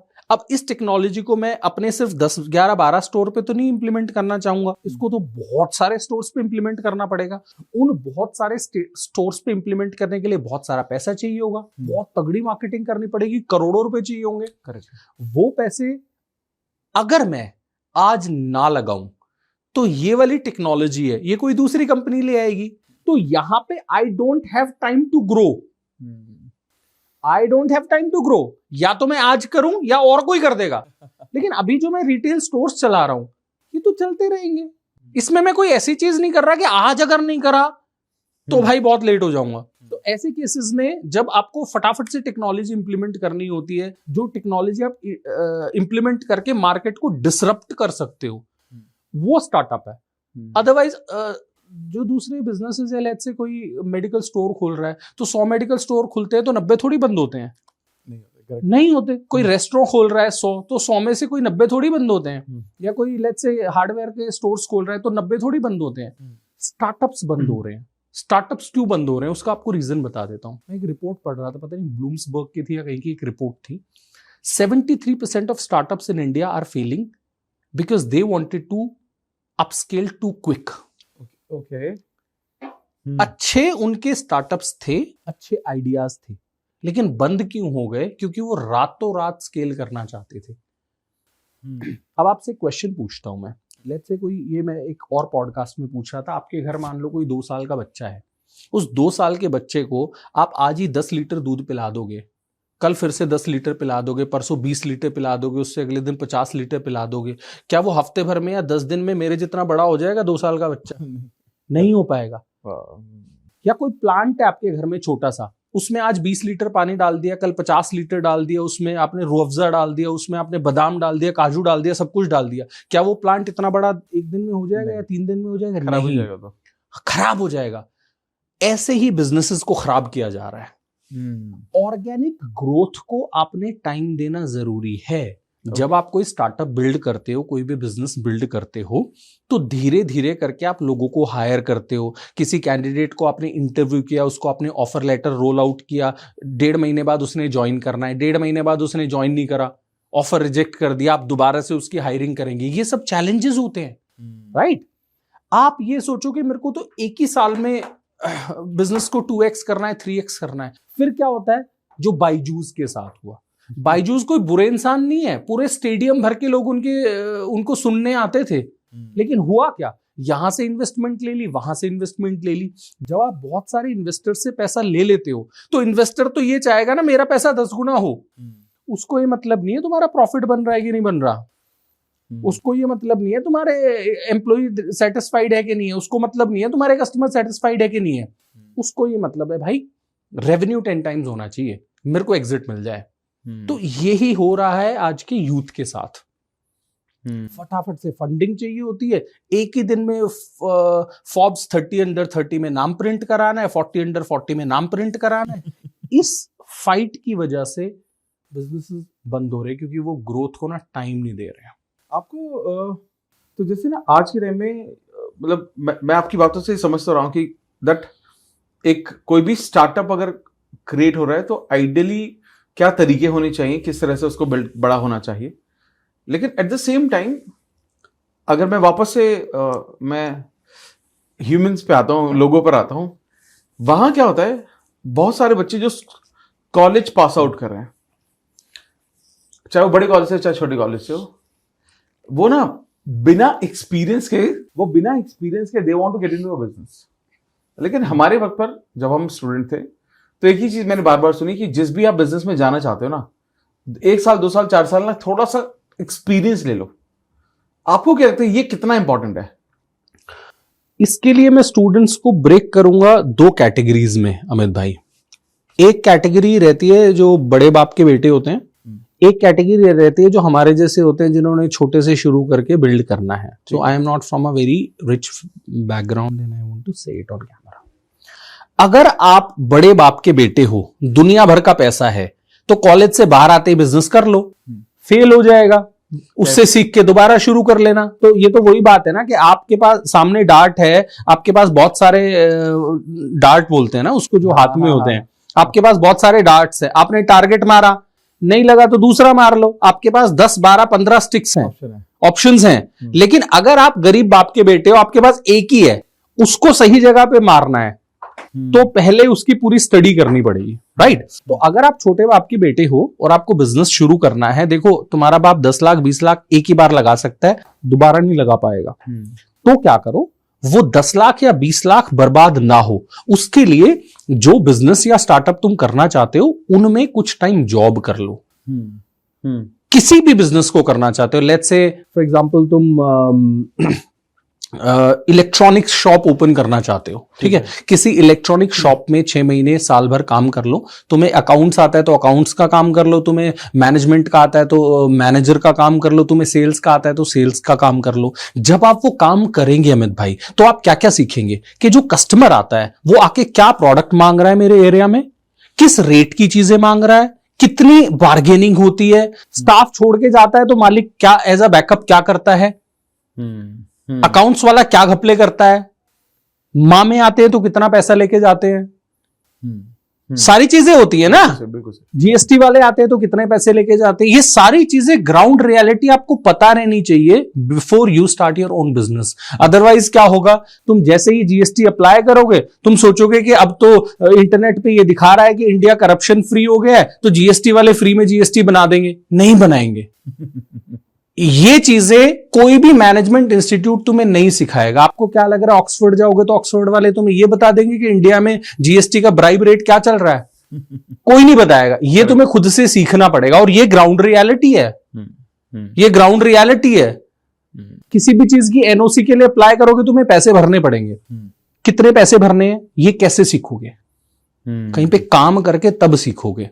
अदरवाइज जो काम 2500 में हो सकता था, उसके लिए 25,000 लेके चले जाएंगे। तुम्हें ऐसा डरा देंगे कि तुम्हें तो ये कर देंगे, तुम्हारी तो दुकान बंद कर देंगे, वो कर देंगे। तुमने पहले किया होगा ना, तुम्हें पता रहेगा कौन सी चीज कैसे होती है। So it is very important. अगर पैसा कम है तो पहले कहीं सीख लें, उसके बाद अपने काम धंधे शुरू करें, चाहे छोटा बिजनेस हो चाहे बड़ा बिजनेस हो। Okay, great. अब मुझे ना एक सवाल मेरा ये है कि मैंने ना कई लोगों को ये कहते हुए सुना है कि अगर आप बिजनेस में हो तो आप ना सही तरीके से बिजनेस बिल्ड नहीं कर सकते। आपको बहुत सारी ऐसी प्रैक्टिसेस करनी होती हैं जो बहुत खराब होती हैं, मतलब वो सही नहीं होती। मतलब ऐसे करके मैंने कई लोगों से सुना है मैंने। But at the same time we see lot of big companies like Tatas है, एक कल्चर है, एक वैल्यू सिस्टम इन प्लेस है, तो ये भी कंपनी बिल्ड हुई है। आपका इसके बारे में क्या सोचना है कि ऐसा एक्चुअली में होता है? ये देखो अमित भाई, आई डोंट नो कंट्रोवर्शियल चीजें कैमरे पे बोलनी चाहिए कि नहीं बोलनी चाहिए, लेकिन जिन कंपनीज के हम वैल्यू सिस्टम्स की बात करते हैं, उनके वैल्यू सिस्टम्स को ज्यादातर प्रेज इसलिए किया जाता है क्योंकि एक बहुत बड़ी मार्केटिंग टीम पीछे बैठी होती है जो उस वैल्यू सिस्टम को मार्केट करती है। लेकिन इंडिया में कोई भी कंपनी बिना कमीशन दिए, बिना पैसे खिलाए ऑपरेट कर रही है, I don't agree. It is not possible. आप टेंडर्स ले रहे हो और आप पैसे नहीं खिला रहे हो, ये तो पॉसिबल ही नहीं है। अच्छा, पॉसिबल ही नहीं है। मैं आपको एक छोटा सा एग्जांपल देता हूं अमित भाई, ठीक है, जो ऐसा एग्जांपल जो लोग रिलेट कर पाएंगे। गवर्नमेंट की पॉलिसी ये है कि अगर आपने कोई लोन ले रखा है, तो अगर आप लोन पे नहीं भी करते तो भी आपको बैंक्स या कोई भी फाइनेंशियल इंस्टीट्यूशंस जो है वो हैरेस नहीं कर सकते। ये पॉलिसी है। आप किसी भी चाइनीज ऐप से या किसी भी ऑनलाइन ऐप से 1500 रुपए का लोन ले लो और उसको मत भरो, आपके घर पहुंच जाएंगे गुंडे। करेक्ट। 1500 रुपए आपको फोन करके गंदी गंदी गालियां देंगे, तुम रिकॉर्ड कर लो, कुछ भी कर लो। उनकी थाने में तुम रिपोर्ट कराने चले जाओ, थाने में बिठा के ये समझाएंगे कि पैसे भर दे, सुख पाएगा। ये ग्राउंड रियलिटीज है। कॉन्स्टिट्यूशन अलग चल रहा है, रूल्स अलग चल रहे हैं, नियम अलग चल रहे हैं, दुनिया अलग चल रही है। कोई भी कंपनी ऐसी नहीं हो सकती है जो कमीशंस ना खिलाती हो, ब्राइब्स ना खिलाती हो, चाहे वो इंडियन कंपनी है चाहे वो इंटरनेशनल कंपनी है, क्योंकि उनको पैसे खिलाने होते हैं। फिर वो क्या करते हैं, थर्ड पार्टीज के थ्रू वो काम करवाते हैं ताकि वो थर्ड पार्टी पकड़ी भी जाए तो इनके तो हाथ साफ है। जैसे वही है ना, कोई भी गवर्नमेंट ऑफिशियल्स जो पैसे लेते हैं खुद से थोड़ी लेते हैं। कहते हैं ना, उस वाली दुकान पे 2 चाय ले आओ, अब वो चाय 20-20 हजार की हो जाती है। तो वही सिस्टम है। आज की टाइम में आप, जैसे आप भी यूट्यूब पर है, इंस्टाग्राम पर है, बहुत अच्छा कर रहे हैं आप, तो अमेजिंग, और बहुत सारे लोगों को मदद भी हो रही है उससे। क्या आप सोशल मीडिया को एक स्टार्टअप या बिजनेस जैसा कंसीडर करते हैं? 100% अमित भाई, 100% सोशल मीडिया एक बहुत अच्छा बिजनेस हो सकता है। स्पेशली सोशल मीडिया जो है वो आपकी लाइफ को एक नया डायरेक्शन दे सकता है। फॉर एग्जाम्पल, लेट्स से मैंने कंटेंट बनाना शुरू किया था जहां पे मैं फ्री में यूथ को गाइड कर रहा था कि आप लोगों को अगर बिजनेस स्टार्ट करना हो तो आप कैसे कर सकते हैं। ठीक है। मैं कुछ नहीं कमा रहा था वहां से, ठीक है। जैसे मेरे फॉलोअर्स बढ़े, मेरे पास लोग खुद से मैसेजेस करने लग गए कि सर आप कोई वर्कशॉप कीजिए, हम आपसे मिलना चाहते हैं, आपसे आके सीखना चाहते हैं। तो अब मेरे पास कोई वर्कशॉप में आएगा तो मैं वो फ्री में तो नहीं करूंगा, करेक्ट, मैं उसके लिए चार्ज करूंगा। तो लेट से आज अगर मैं एक स्टूडेंट, तो मैं वर्कशॉप्स करता भी हूं, तो अगर आप एक स्टूडेंट से 5,000 रुपए एक वर्कशॉप का छोटा सा अमाउंट चार्ज करते हैं और 20 लोगों को आप बुला रहे हैं, तो 1 लाख रुपए एक वर्कशॉप का तो आप कमा ही रहे हैं। उसके बाद मैं उन लोगों को बिजनेस कंसल्टिंग प्रोवाइड कर सकता हूं, मैं उनको मेंटोरशिप प्रोवाइड कर सकता हूं। मेरे साथ अमित भाई रिस्ट्रिक्शन ये है कि मेरा एक फुल फ्लेज बिजनेस है अपना, जिसको मैं इन एक्टिविटीज के लिए हैम्पर नहीं करना चाहता। तो कंटेंट बनाना, पॉडकास्ट करना, उसके बाद अगर मैं ये सर्विसेज भी प्रोवाइड करूं जहाँ पे मैं कंसल्टिंग दूं, वन ऑन वन मेंटोरशिप दूं, तो मेरे बिजनेस को इम्पैक्ट कर सकता है। अदरवाइज अगर मेरा बिजनेस नहीं होता तो मैं तो बहुत तगड़ा पैसा कमा सकता हूं सोशल मीडिया से। तो अगर कोई भी बंदा यूट्यूब पे कंटेंट बनाता है या इंस्टाग्राम पे कंटेंट बनाता है, पॉइंट ये है कि क्या आप लोगों को कुछ सिखाने के लिए कंटेंट बना रहे हो, ठीक है। पैसे कमाने के कुछ और भी तरीके हैं इंस्टाग्राम या यूट्यूब पे। फॉर एग्जांपल लेट्स से समय रैना की बात कर लेते हैं, जो आजकल बहुत वायरल है। तगड़ा कमा रहा है, मोटा कमा रहा है, but I don't appreciate that kind of earning. जब आप सोसाइटी को गलत मैसेज दे रहे हो, लेट्स से समय रैना की अब बात आ गई तो उसके एग्जाम्पल ले लेते हैं। अभी वो केबीसी शो में गए हुआ था, ठीक है। अमिताभ बच्चन साहब के सामने आप बैठे हुए हो, इस तरह की पर्सनालिटी पे के सामने कौन बैठा हुआ है? एक बंदा जो गाली गलौज करता है। इसको खुद अमिताभ बच्चन के सामने बैठ के शर्म आ रही थी, और खुद ये बच्चन साहब को कह रहा था कि मैं आपके सामने इसलिए बैठा हुआ हूं क्योंकि आपने मेरा कोई भी काम नहीं देखा। इसका मतलब he is ashamed of his work. उसके पीछे उनके मदर और फादर बैठे हुए हैं, वो प्राउड तो नहीं फील कर रहे होंगे कि मेरे बेटे ने समाज के लिए कुछ ऐसा काम किया है। तो भाई तुम पैसा कमा रहे हो तो पैसा तो गलत काम से भी लोग कमा ही रहे हैं ना। तो क्या तुम सोसाइटी के लिए अच्छा काम कर रहे हो? नहीं कर रहे हो। तुम्हारे जब बच्चे बड़े होंगे, तुम्हारे वो वीडियोस देखेंगे, तुम्हारी लेट्स से समय रैना की कल को बेटी होती है, उसके दो, it is very personal to say such things, लेकिन मतलब how will they have respect for their parents? I don't know. तो क्वेश्चन ये था कि सोशल मीडिया से पैसा कमाया जा सकता है क्या? 100% कमाया जा सकता है। सिर्फ ये इंश्योर करें कि हम जो पैसा कमा रहे हैं उससे हम लोगों के जीवन में पॉजिटिव चेंजेस ला रहे हो, हम सोसाइटी को खराब ना कर रहे हो। तो जब तुम सोसाइटी को खराब कर रहे हो और पैसा कमा रहे हो, तो पैसा तो लोग, बहुत सारे लोग कमा रहे हैं, लेकिन जब तरीके सही नहीं है ना तो उसमें मजा नहीं आएगा, लॉन्ग टर्म में नहीं आएगा। अभी लाइमलाइट मिल रही है, सब कुछ मिल रहा है, लॉन्ग टर्म में वो नहीं रहेगा।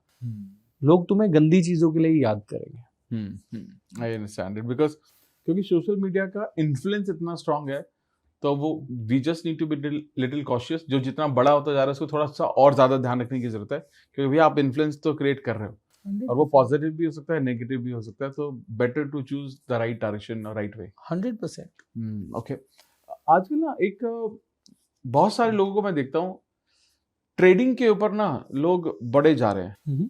और मतलब मैं पहले तो देख रहा हूँ जिन बच्चों के पास बिल्कुल, जिनको पॉकेट मनी मिलती है, वो भी बोलते हैं कि मेरे को ट्रेडिंग करनी है, मेरे को ट्रेडर बनना है। और मैं बहुत सारे ऐसे लोगों को भी देख रहा हूँ जो जॉब में है लेकिन बहुत लॉस खा रहे हैं, फिर भी लेकिन ट्रेडिंग को ना लोग, मुझे ऐसा लगता है कि लोग ना सब कुछ छोड़ छाड़ के ट्रेडिंग करने के चक्कर में, मतलब आप ये एक सही डायरेक्शन है लाइफ में पैसे कमाने के लिए? ट्रेडिंग 3 तरह के लोगों को करनी चाहिए।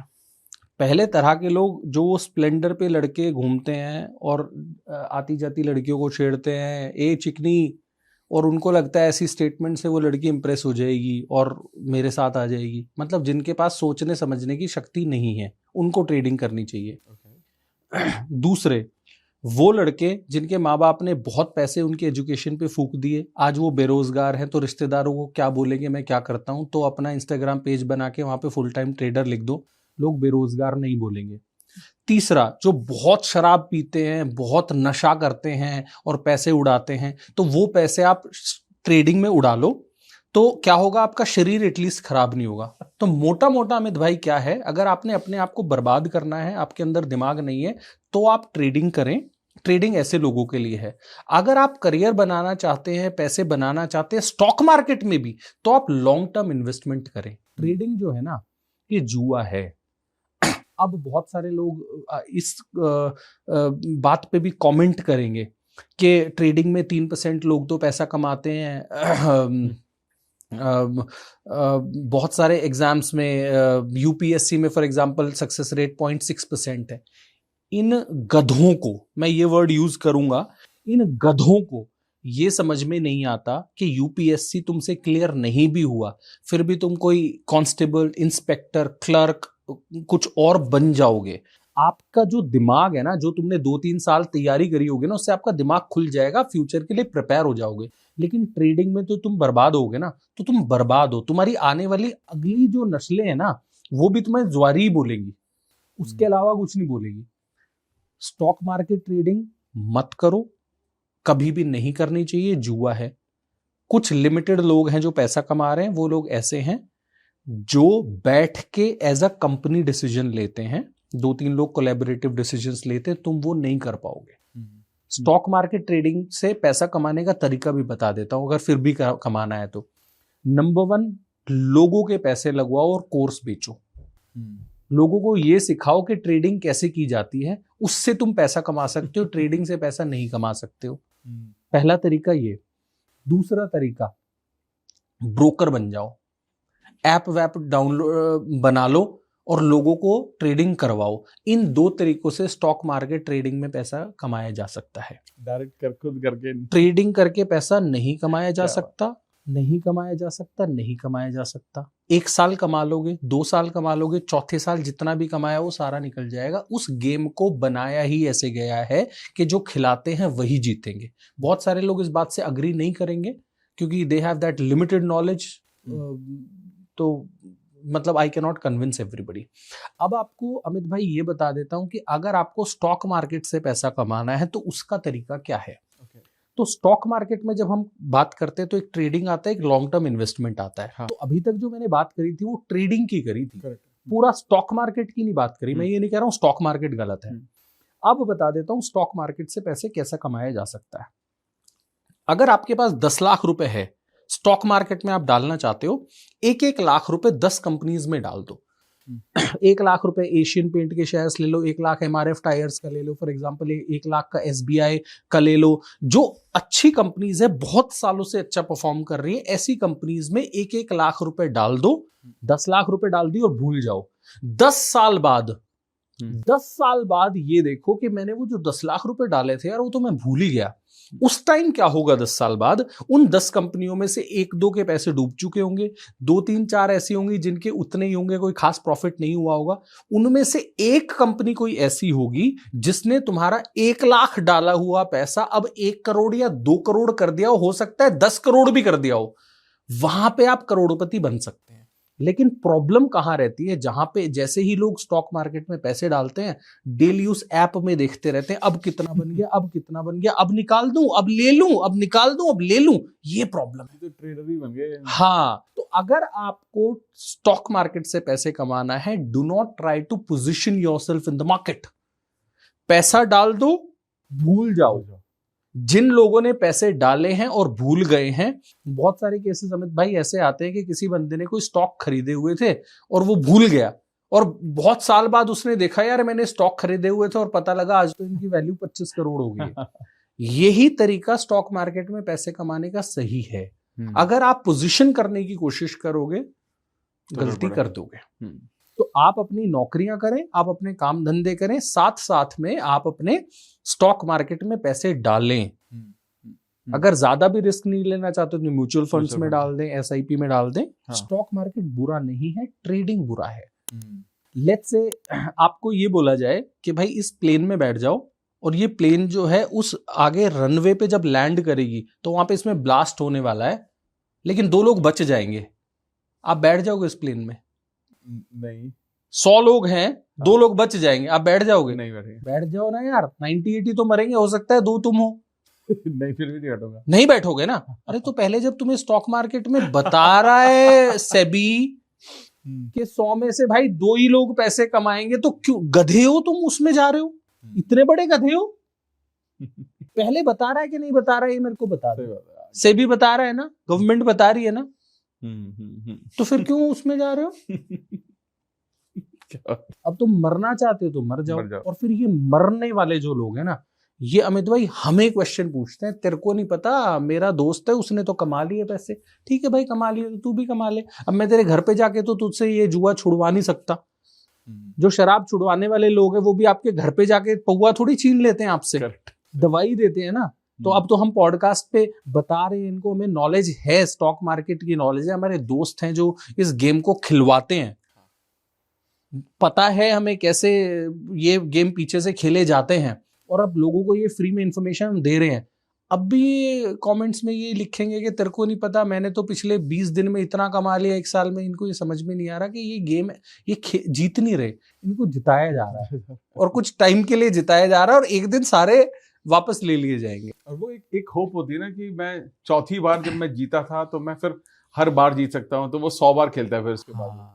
मैंने भी किसी चैनल पे देखा था, कहा किसी ने वीडियो डाला, उस पर्सन ने, मतलब यंग बच्चा है, मतलब आई थिंक 25-26 साल का ही है, मतलब ही हैड लॉस्ट करीबन 1 CR के आसपास उसने इधर उधर से पैसा उठा के अपना ट्रेडिंग में लूज किया है। हाँ, तो ये जो गेम्स हैं अमित भाई, ये ऐसे ही बनाए गए हैं कि इनमें कुछ जनरल ऑडियंस को पैसा जिताया जाता है।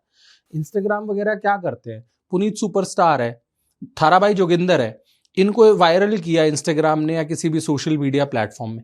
इनके अंदर ऐसी क्या कैपेबिलिटी थी जो इनको वायरल किया? पुनीत सुपरस्टार जो नालियों में घूमता है, आपने देखा होगा, मुंह डाल लेता है गंदे उसमें, ठीक है, उसको इंस्टाग्राम ने वायरल कर रखा है। क्यों कर रखा है? ये दिखाने के लिए कि तुम भी कुछ कर सकते हो, इसने कर लिया तो तुम भी कर सकते हो। अब सलमान खान अगर इंस्टाग्राम पे वायरल होगा, उससे लोग इंस्पायर नहीं होंगे वीडियो बनाने के लिए, क्योंकि वो तो उसको फिल्म स्टार की तरह देखते हैं। लेकिन जब ये देखते हैं अरे ये तो हमारा जैसा है, ये तो हमसे भी गंदा है, ये करोड़ों रुपए कमा रहा है, इसलिए कुछ लोगों को जानबूझ के जो प्लेटफॉर्म्स है वायरल करते हैं ताकि इस तरह के कंटेंट और लोग बनाएं। जब लोग कंटेंट बनाएंगे तभी तो ये प्लेटफॉर्म्स पैसा कमाएंगे। तो ऐसे ही स्टॉक मार्केट में भी कुछ लोगों को पैसा जिताया जाता है। गेम ऐसे बनाया गया है कि कुछ लोग जीतते रहे, तभी दूसरों को लगेगा कि भाई मैं तो करोड़पति बन जाऊंगा, फिर वो बड़े बड़े चश्मे पहन के मैं यहाँ पे लिखा रहेगा प्राडा गुच्ची और फिर मैं पॉडकास्ट में बैठा रहूंगा। तो ये चीजें बहुत प्लान करके अमित भाई करी जाती है ताकि लोग उसको उस कुएं में गिरते रहे। आई थिंक ये बहुत इंपॉर्टेंट था जो आपने बोला। आपने बस नो फिल्टर लगाकर इतने स्ट्रेट फॉरवर्ड ये सब बात बोली ना, एंड आई जस्ट होप जो भी लोग इस पॉडकास्ट को देख रहे हैं इस सारी कन्वर्सेशन से बहुत कुछ टेक अवेज उठा लें कि ये जो सीधी बात बोली गई है इसको सीधे सीधे समझ लें, ताकि मतलब अल्टीमेटली हमारा पर्पस क्या है? हमारा पर्पस ये थोड़ी ना कि कोई लाइफ में सक्सेसफुल ना हो। हम तो ये देख रहे हैं कि अगर हमारे एक्सपीरियंस में, क्योंकि आपको कॉर्पोरेट का भी एक्सपीरियंस है, आपको टॉप पोजीशंस का भी एक्सपीरियंस है, आपको बिजनेस का भी एक्सपीरियंस है, आपको सोशल मीडिया का भी एक्सपीरियंस है, आप इतने सारे लोगों को बिजनेस कंसल्टिंग भी कर पाते हैं, और इतना कुछ करने के बावजूद अगर कोई इंसान अगर ये बातें बोल रहे हैं ना, तो मुझे लगता है उसकी बात में कुछ तो वजन होता ही है भाई। और आप, अच्छी चीज है कि आप बहुत स्ट्रेट फॉरवर्ड सीधे सीधे बता रहे हो ताकि कोई मिस इंटरप्रेट ना करे गलती से। अच्छा ऐसा तो नहीं बोला था, नहीं, जो ये बोल रहे बस वही है। जब हम लोग स्टूडेंट थे या जब हमने अपनी जॉब करना स्टार्ट किया था, तो मैं ये समझता हूँ कि उस वक्त ना ये बहुत ज्यादा ट्रेंड में था कि यार 40 की उम्र तक हमें रिटायर होना है, मतलब उतना पैसा कमाना है कि पैसे के लिए काम ना करना पड़े।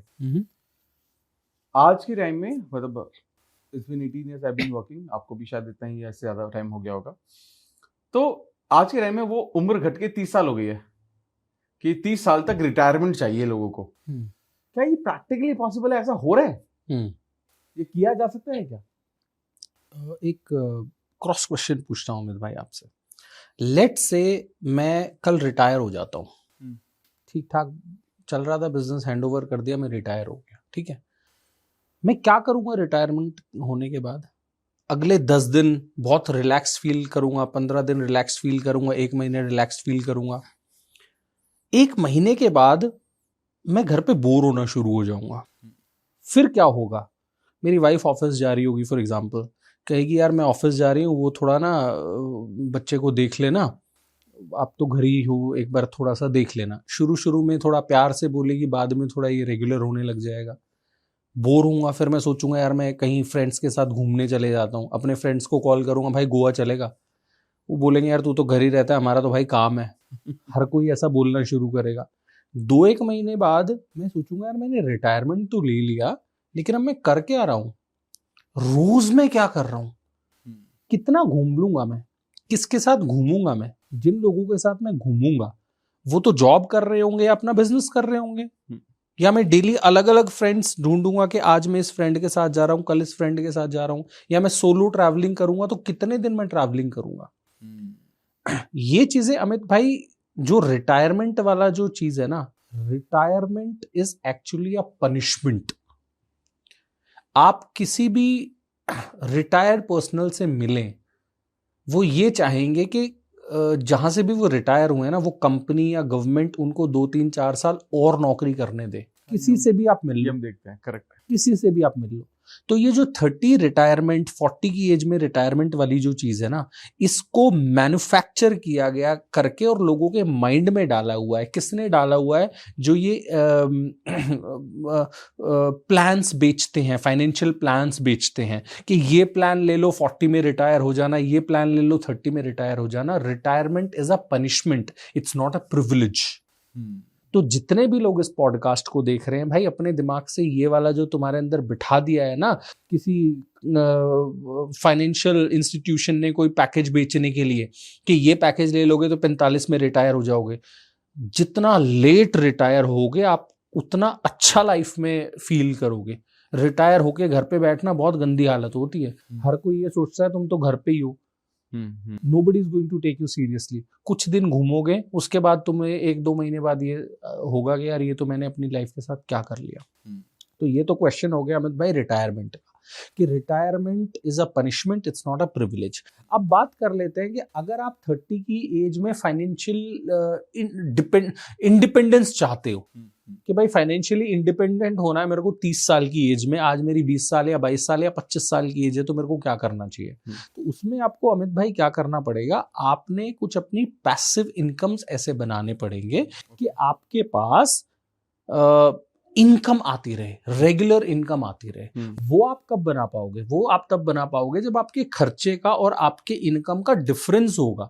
आप ये सोच रहे हो कि मैं दिल्ली में रह रहा हूं और मैं 40,000 रुपए महीने कमा रहा हूं और फाइनेंशियल इंडिपेंडेंट हासिल कर लूं, वो पॉसिबल ही नहीं है। पहले आपने ये इंश्योर करना पड़ेगा कि 40,000 रुपए महीने की इनकम से मैं 2 लाख रुपए महीने की इनकम पे कैसे पहुंचूं। वो करने के तरीके बता देता हूं।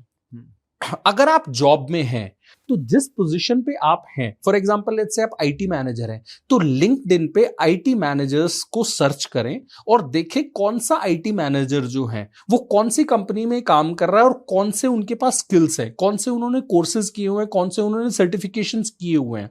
फॉर एग्जांपल लेट्स से आप एक आईटी मैनेजर है किसी छोटी आईटी कंपनी में, तो आप ये देखें कि लेट्स से डेलॉइट में जो आईटी मैनेजर है या केपीएमजी में जो आईटी मैनेजर है उसके पास क्या सर्टिफिकेशंस है, क्या वो कोई कोर्सेज कर रहा है, उनको कॉपी करने की कोशिश करें। अगर आप काम धंधे में हैं तो आप ये देखें, लेट्स से आपने बिजनेस किया हुआ है, मिनरल वाटर का आपने एजेंसी ली हुई है, तो आप ये देखें भाई मिनरल वाटर की मैंने एजेंसी ली हुई है और मैं 50,000 रुपए महीने कमा रहा हूं, क्या आसपास किसी शहर में कोई इसी एजेंसी वाला 2 लाख रुपए 2.5 लाख रुपए महीने कमा रहा है?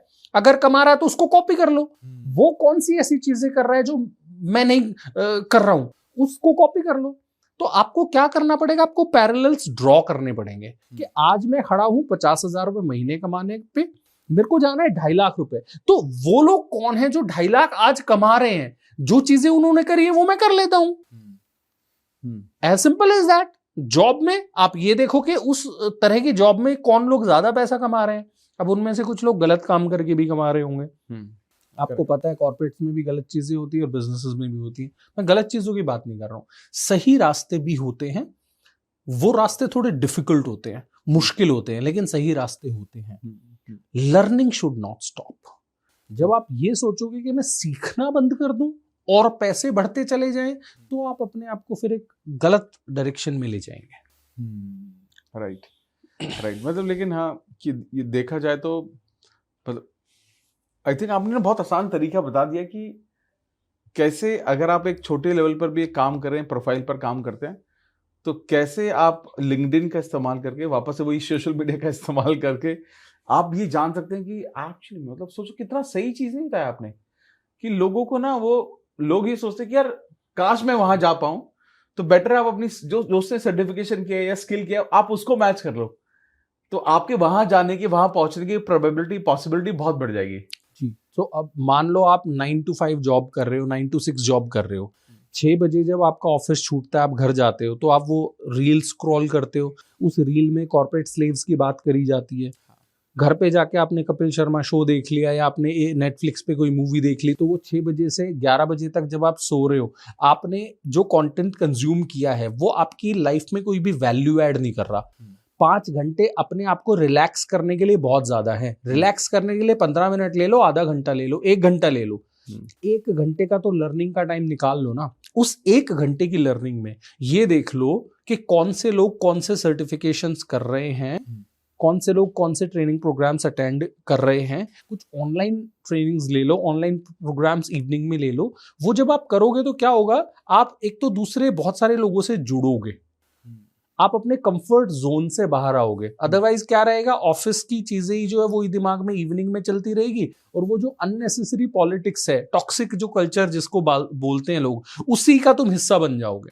कि ऑफिस से घर आ गए तो भी ऑफिस की टेंशन चल रही है, उसको अपने दिमाग से ऑफिस में ही छोड़ दो और नई लर्निंग्स पे काम करो। एटलीस्ट मैंने, अमित भाई, ऐसा किया है, इसलिए मैं लोगों को ये रिकमेंड करता हूँ। ऑफिस से बाहर आ गए तो आ गए, अब बॉस कॉल कर रहा है, कुछ अर्जेंट है तो कर देते हैं, नहीं कर रहा तो मैंने तो अपना सेटअप ये बना लिया था। मैंने कंपनी में ये बता दिया था, जिन भी कंपनीज में मैं जॉब कर रहा था, मैं रेगुलरली कंसिस्टेंटली इवनिंग में कोई ट्रेनिंग प्रोग्राम्स अटेंड करता था। चाहे वो एडवांस एक्सेल हो, चाहे वो 6 सिग्मा ग्रीन बेल्ट ट्रेनिंग हो, चाहे 6 सिग्मा ब्लैक बेल्ट ट्रेनिंग हो, MBTI सर्टिफिकेशन हो, कॉम्पिटेंसी बेस्ड इंटरव्यूज हो, सप्लाई चेन मैनेजमेंट हो, ऑपरेशंस मैनेजमेंट हो, अभी जनरेटिव AI मैं कर रहा हूँ। ये मैं करता जा रहा था। मेरे जो बॉसेस थे ना, उनको ये पता था भाई शाम को हम इसको नहीं छेड़ सकते, इसको, इसका सीखने का टाइम है। वो कल्चर मैंने अपने लिए खुद से क्रिएट किया था। आप भी क्रिएट कर लो। आपका बॉस आपको बोलेगा ही नहीं, आप उनको बोल दो भाई 8 से 10 तो मेरी क्लास रहती है। जब तुम शाम को फ्री रहते हो तो बॉस तुम्हें शाम का भी टास्क दे देगा। बोल दो ना यार मैं तो फ्री नहीं हूँ, मेरी तो ये क्लास रहती है। Give them a logical reason. एक और मेरा सवाल है यहाँ पर, मैंने बहुत सारे लोगों को ना ये कहते हुए सुनता हूँ, जहां पर वो ये बात करते हैं कि job is not the way of life. नौकरी छोड़ो, स्लेव मत बनो, रैट रेस में मत दौड़ो। वो उनका बहुत स्ट्रॉन्ग मैसेज होता है। But at the same time I see lot of people who are very successful in job and they enjoy it, they love it. तो आपका कुछ टेक है या डू यू वांट टू, क्या कोई मैसेज है? क्योंकि क्या है ना, आज के टाइम में चाहे सोशल मीडिया पर या कहीं पर भी ना, ये मैसेज बहुत ओपनली जा रहा है कि वो ठीक है, एंटरप्रेन्योरशिप करनी चाहिए, बिजनेस करना चाहिए। ये मैसेज बहुत स्ट्रांगली जा रहा है कि यार नौकरी वोकरी में कुछ नहीं रखा है। तो लोग अपने पीपल के साथ वो अपनी जॉब को वैसे ही हेट करना स्टार्ट कर देते हैं। क्या ये सही है? रीजन बता देता हूँ ऐसा कल्चर क्यों क्रिएट हो रहा है। जब मैं, मान लो, आज लोगों को ये एनकरेज करता हूं कि तुम बिजनेसेस करो, ठीक है, तो लोग मेरे पास बिजनेस सीखने आते हैं, मेरे कोर्सेज लेंगे, मुझे इनकम मिलेगी। करेक्ट है। तो मैं वो कंटेंट बना रहा हूँ, मैं एड्स भी रन कर रहा हूँ, और मैं एड्स रन करके लोगों के पास पहुंच रहा हूँ और बोल रहा हूँ बिजनेस शुरू करो। लेकिन क्या कोई ऐसा कोर्स बिक सकता है जिसमें लोगों को ये बताया जाए कि जॉब करो, जॉब बहुत अच्छे होते हैं? नहीं। तो ऐसा कंटेंट कोई बनाएगा नहीं। कोई जॉब की तारीफ क्यों करेगा जब वो होने से कोई फायदा नहीं हो रहा है? तो ऐसा कंटेंट कोई नहीं बनाएगा। लोग वो कंटेंट बना रहे हैं जिसमें जॉब्स को स्लेवरी बोला जा रहा है, क्योंकि वो स्लेवरी बोल के लोगों को फायदा है, उनके कस्टमर्स बन रहे हैं ना। लेकिन ये कह के कि तुम जॉब करो, तुम सक्सेसफुल हो जाओगे, किसको ही फायदा हो रहा है? तो जब फायदा नहीं होगा तो लोग कंटेंट क्यों ही बनाएंगे? Getting my point? तो सोशल मीडिया पे क्या रहता है, चीजों की वेव्स चलती है, और वेव्स उसी डायरेक्शन में चलती है जिस डायरेक्शन में हम कंटेंट बनाते रहते हैं। फॉर एग्जांपल, कोई भी एक इशू हाईलाइट हुआ हो सोशल मीडिया पे, उसकी बात कर लो। एक रानू मंडल फेमस हुई थी, याद होगा? है ना? उसके बाद एक बाबा जी का ढाबा फेमस हुए थे। जब ये फेमस हो रहे थे ना, वड़ा पाव वाली दीदी फेमस हो रही थी, जब ये फेमस हो रहे थे ना, तो ये बहुत फेमस हो रहे थे। लेकिन एक फेज आया जहां पे इनकी कमियां बतानी शुरू करी, तो वो ट्रेंड चल रहा था। तो लोगों को कुछ दिन अच्छा बता के मजा आता है, कुछ दिन उस चीज को बुरा आके मजा आता है। सोशल मीडिया पे ये चलता है कि जो ट्रेंड चल रहा है वो चल रहा है। अब सोशल मीडिया पे कोई ये कंटेंट तो बनाएगा ही नहीं ना कि जॉब करके तुम्हें फायदे हैं। क्यों मैं एड रन करूंगा उस पर और ये दिखाऊंगा कि जॉब करके फायदे हैं? तो सब कंटेंट वो बना रहे हैं कि बिजनेस करके फायदा है। जॉब, अमित भाई, बहुत अच्छी चीज है। जॉब में, मेरी कंपनी में जो लोग जॉब कर रहे हैं, मैं ये इंश्योर कर रहा हूं पैसे खर्च करके और अपने एफर्ट्स डाल के कि वो गलतियां ना करें। वो गलतियां करेंगे तो मुझे नुकसान है, तो मैं इंश्योर कर रहा हूं वो गलतियां ना करें। इसलिए मैं उनको फ्री में सिखा रहा हूं। लेट्स से जब मैं भी जॉब कर रहा था, मेरे को कंपनीज ने इतने सारे सर्टिफिकेशन ट्रेनिंग्स करवाए, अपने पैसे पे कंपनी मेरे को करवा रही थी, तो पैसे खर्च करके मैं वहां पे काम कर रहा हूँ, वो मेरे को पैसे भी दे रहे हैं वहां जाने के, उस काम में मैं सीख भी रहा हूँ, वो मेरे को ऊपर से ट्रेनिंग और सर्टिफिकेशंस भी करा रहे हैं, तो यार बहुत अच्छी कंपनी है। तो उस जॉब से तो मैंने बहुत सीखा है। अब मैं ये बोलूं अपने बिजनेस के कोर्सेज बेचने के लिए जॉब इज अ स्लेवरी, तो I am not doing justice to people. तो अब जब मैं कंटेंट बनाता भी हूँ बिजनेस से रिलेटेड, मैं लोगों को ये बताता हूँ भाई नौकरी करो, नौकरी मत छोड़ो। अगर तुम उस फेज में बैठे हो ना जहां जॉब में ऑफिस जाने का मन नहीं कर रहा है तुम्हारा, तुम्हें अपने आप को पुश करना पड़ रहा है, तो फिर सोचो। लेकिन अगर तुम एंजॉय कर रहे हो जॉब में तो करे जाओ ना यार। Life is about being happy in life, enjoy करना ही तो लाइफ है। अगर आप जॉब में एंजॉय कर रहे हो तो 20 साल करो, 25 साल करो, अगर जब तक एंजॉय करते जा रहे हो करते रहो। जब एंजॉय करना बंद कर दो तब सोचना क्या करना है। And there is no age for business, right? 45 साल की एज में कर लेना, 50 साल की एज में कर लेना, जब तक एंजॉय कर रहे हो लाइफ को तो करते रहो। तो बहुत सारे लोग देख बहुत ज्यादा है कि यार वो 30 साल में वो बड़ा बिजनेसमैन बन गया, 40 साल में वो बन गया बिलियनर बन गया, तो इसे मेरे को लगता है इंक्लिनेशन ज्यादा होता है लोगों का। हाँ, तो वही है अमित भाई के लोग सिर्फ रिजल्ट्स देखते हैं, इनपुट्स नहीं देखते हैं। हाँ, ठीक है, मैंने इसी पॉडकास्ट में आपको एक एग्जांपल दिया। आज मैं रात को 2 बजे घर पहुंचने वाला हूँ, ठीक है। लोगों को तो क्या लगता है कि 5 बजे, अब मेरे भी जो एम्प्लॉइज हैं जो मेरे साथ क्लोजली काम नहीं कर रहे हैं, उन्होंने तो देखा होगा मैं 5 बजे बैग उठा के चला गया, उनको थोड़ी पता है कि मैं रात को 2 बजे घर पहुंचने वाला हूँ। तो वो तो ये सोचते होंगे यार ये 10 बजे आया था, 5 बजे बैग उठा के और गाड़ी में बैठ के चला गया, ये ठीक है यार। अब उनको ये थोड़ी पता है कि मैं 2.5 घंटे ट्रैवल करके यहाँ आया हूँ, फिर दूसरे पॉडकास्ट में जाऊंगा, फिर घर जाऊंगा। तो आपके रिजल्ट्स लोग देख रहे हैं, लेकिन आप इनपुट्स क्या डाल रहे हो ना वो नहीं देख रहे। बिजनेसमैन की हालत खराब रहती है, एम्प्लॉइज की भी सुननी पड़ती है, कस्टमर की भी सुननी पड़ती है, सबकी सुननी पड़ती है। लोगों को ये लगता है मैं बिजनेस में हूँ, मैं सुनना नहीं चाहता इसलिए मैं जॉब में हूँ, किसी के सुनना नहीं चाहता तो बिजनेस कर लेता हूँ। भाई बिजनेस में डबल सुननी पड़ती है। तो बिजनेस इसलिए मत करो कि जॉब में सुनना नहीं चाहते, बिजनेस इसलिए करो कि लाइफ में ग्रो करना चाहते हो। अगर तुम किसी की सुनना नहीं चाहते ना, तब तो तुम बिजनेस के लिए बने ही नहीं हो भाई। जॉब में तो सिर्फ बॉस की सुन रहे हो, बिजनेस में तो काम वाली की भी सुनोगे। अगर तुम लेट से कोई रेस्टोरेंट रन कर रहे हो, बड़ा रेस्टोरेंट है तुम्हारा, और सफाई वाली जो है वो भी तुम्हें सुना के चली जाएगी और तुम कुछ बोल भी नहीं पाओगे, क्योंकि अगर तुमने कुछ बोल दिया वो कल नहीं आएगी तो सुबह तुम्हारा रेस्टोरेंट बंद रहेगा। जब ऑफिस में जॉब करते हो तो क्लीनिंग वालों को कुछ भी बोल देते हो, बिजनेस में नहीं बोल सकते, आपको सुनना पड़ता है। आपका कोई एम्प्लॉय आपको कुछ भी कह के चला जाता है, आपको सुनना पड़ता है, आपको जरूरत है उसकी। ठीक है, लॉन्ग टर्म में आप एक्शन ले सकते हो या जो भी प्रोसेस है आपका कर सकते हो।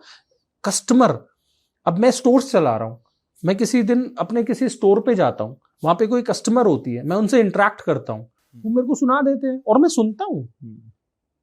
अगर कोई कस्टमर मेरे ब्रांड से, मेरे किसी आइटम से परेशान है, दुखी है, गुस्सा है, तो I should listen to that person, और मैं सुनता हूं। अब वो जो कस्टमर है वो कोई भी हो सकती है, छोटी से छोटी मतलब लो अर्निंग फैमिली से भी हो सकती है, हाई अर्निंग फैमिली से भी होती है। तो भाई बिजनेस में सबकी सुननी पड़ती है। आई थिंक मुझे लगता है आज पूरा करियर पे मास्टर क्लास हो गया। And it is coming from you who has got so much of experience. ये बहुत रिलेवेंट लगा मुझे जो भी चीज़ आपने सारी शेयर की, एंड आई एम श्योर सभी को बहुत मज़ा भी आया होगा। और बट मुझे ऐसा लगता है कि इतना कुछ है आपके पास शेयर करने के लिए हमें दोबारा मिलना जरूरी पड़ेगा। क्योंकि मुझे ऐसा लगता है कि आई थिंक कई बार ना वो एक बारी में ना इतना कुछ हमारे पास है अपने एक्सपीरियंसेस से जी, कि एक बारी में वो डिलीवर करना भी शायद थोड़ा सा डिफिकल्ट होता होगा। या तो इस पॉडकास्ट को हम बहुत लंबा कर सकते हैं या इसको 2 पार्ट में बांट सकते हैं जी। But I am sure about it that लोगों को बहुत ज्यादा मदद मिली होगी। और अगर आपको लगता है कि बहुत ज्यादा मदद मिली है तो आप मुझे कमेंट करके जरूर बताना, और पार्ट 2 भी लिख देना अगर इनके साथ पार्ट 2 करना है तो, क्योंकि मुझे बहुत मजा आ रहा है। ऐसा लग रहा है कि हम दोनों चाय कॉफी पर बैठे हुए और ऐसी बात चल रही है, बस सारी बस वो रिकॉर्ड कर रही है। जी। बट मैं जेन्युइनली आपको बोलूंगा कि कई बार ना हम बहुत सारी बातें ना बहुत सीधी भाषा में समझाई गई है, बहुत सारी बातें बहुत ही सिंपल तरीके से समझाई गई है।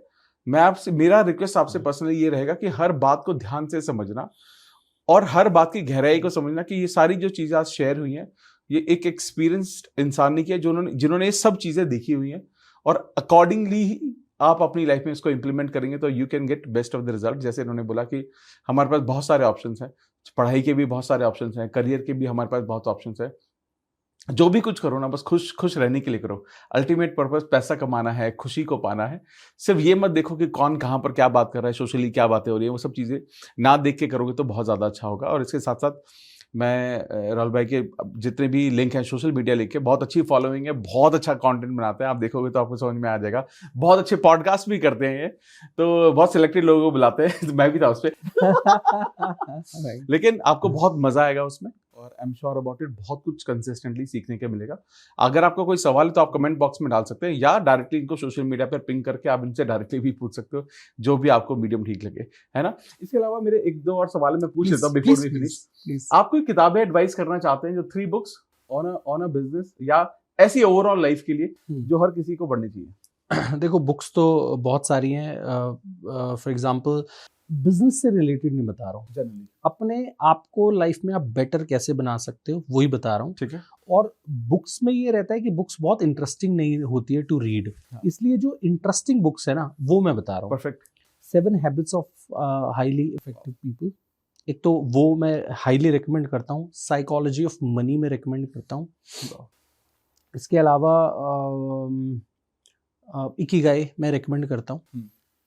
जब आपकी लाइफ बेटर होती है, आप लाइफ से खुश होते हो, तभी आपके काम धंधे मैटर करते हैं, राइट।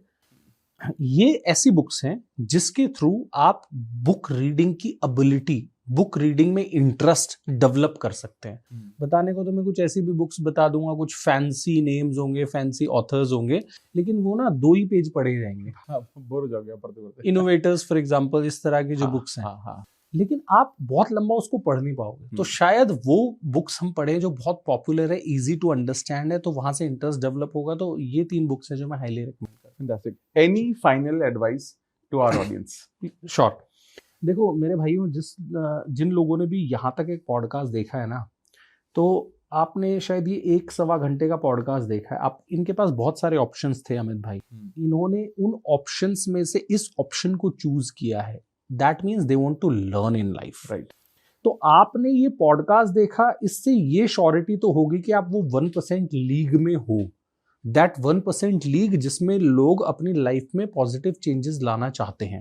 तो आप अपनी लाइफ में पॉजिटिव चेंज लाना चाहते हो, ये तो श्योर हो गया। अब वो पॉजिटिव चेंज लाना कैसे है वो आपको बता देता हूं।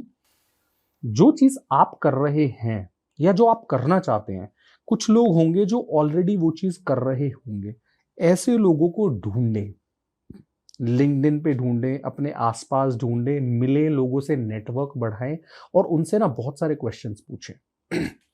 लर्निंग कभी स्टॉप नहीं होनी चाहिए। अगर आप जॉब करते हैं, बिजनेस करते हैं, तो एक इंडिया में थोड़ा सा माइंडसेट क्या है अमित भाई, कि पोस्ट ग्रेजुएशन कर लिया, MBA कर लिया तो मेरी पढ़ाई कंप्लीट हो गई। नहीं, वहां पढ़ाई कंप्लीट नहीं होती है। आपने iPhone 4 बना लिया, 16-17 तक अपग्रेड करना है और हमेशा अपग्रेड करना है। पोस्ट ग्रेजुएशन के बाद हर साल आप अपने स्किल में क्या डेवलप कर रहे हैं। लेट से आज आपकी एज 25 है, 35 साल बाद जब अपना आप प्रोफाइल देखें ना, अपना CV देखें, अपना जो भी आप अपना प्रोफाइल बनाएंगे वो देखें ना, उसमें 10-12 अच्छे सर्टिफिकेशंस लिखे हों। आप इमेजिन करो अमित भाई, 35 साल का एक कोई इंसान कहीं पे इंटरव्यू देने जाए और उस सर्टिफिकेट, उसके CV पे पहले ही पेज पे 10-12 सॉलिड सर्टिफिकेशंस लिखे हो। उसका इंटरव्यू ही लेने की जरूरत नहीं है। उसमें जो सारी बात होगी ना वो सर्टिफिकेशन पे ही होगी। यार तुमने ये सब कर कब लिया, तुम्हारा टाइम कब तुमने लगा दिया, तुमने सामने वाले को ये मैसेज दे दिया कि आई एम अ लर्नर। आज की टाइम में ऑर्गेनाइजेशंस को क्या चाहिए? लर्नर्स चाहिए जो सीखना चाहते हो। अगर आप सीखना चाहते हो तो कुछ भी सीख सकते हो, ठीक है। तो वो सर्टिफिकेशंस आप अपने CV में, आप अपने प्रोफाइल्स में, काम धंधे भी करते हो, बिजनेसेस भी करते हो ना, तो अपने अंदर स्किल्स डेवलप कर लेना। ट्रेनिंग प्रोग्राम्स, लर्निंग एक्सरसाइजेस, इन चीजों को अपने डेली लाइफ का आप हिस्सा बना लें। थोड़ा सा सोशल मीडिया पे टाइम कम कर दो। स्टॉक मार्केट ट्रेडिंग मत करना, वो करोगे तो भविष्य खराब है, जुआरी बन जाओगे, क्लियरली बोल रहा हूँ। Other than that I think have fun in life. दोस्त बनाओ, वो दोस्त काम आएंगे। अच्छे दोस्त बनाओ, ऐसे दोस्त नहीं जो स्कॉर्पियो में काले शीशे लगा के घूमते हैं, वैसे दोस्त मत बनाना। बढ़िया वाले दोस्त बनाना, कॉफी पे जिनके साथ जाओगे और तुम्हारे साथ इंटेलेक्चुअल डिस्कशंस करेंगे। They will talk about startups, they will talk about businesses, they will talk about growth, they will talk about success, आपको मोटिवेट करें।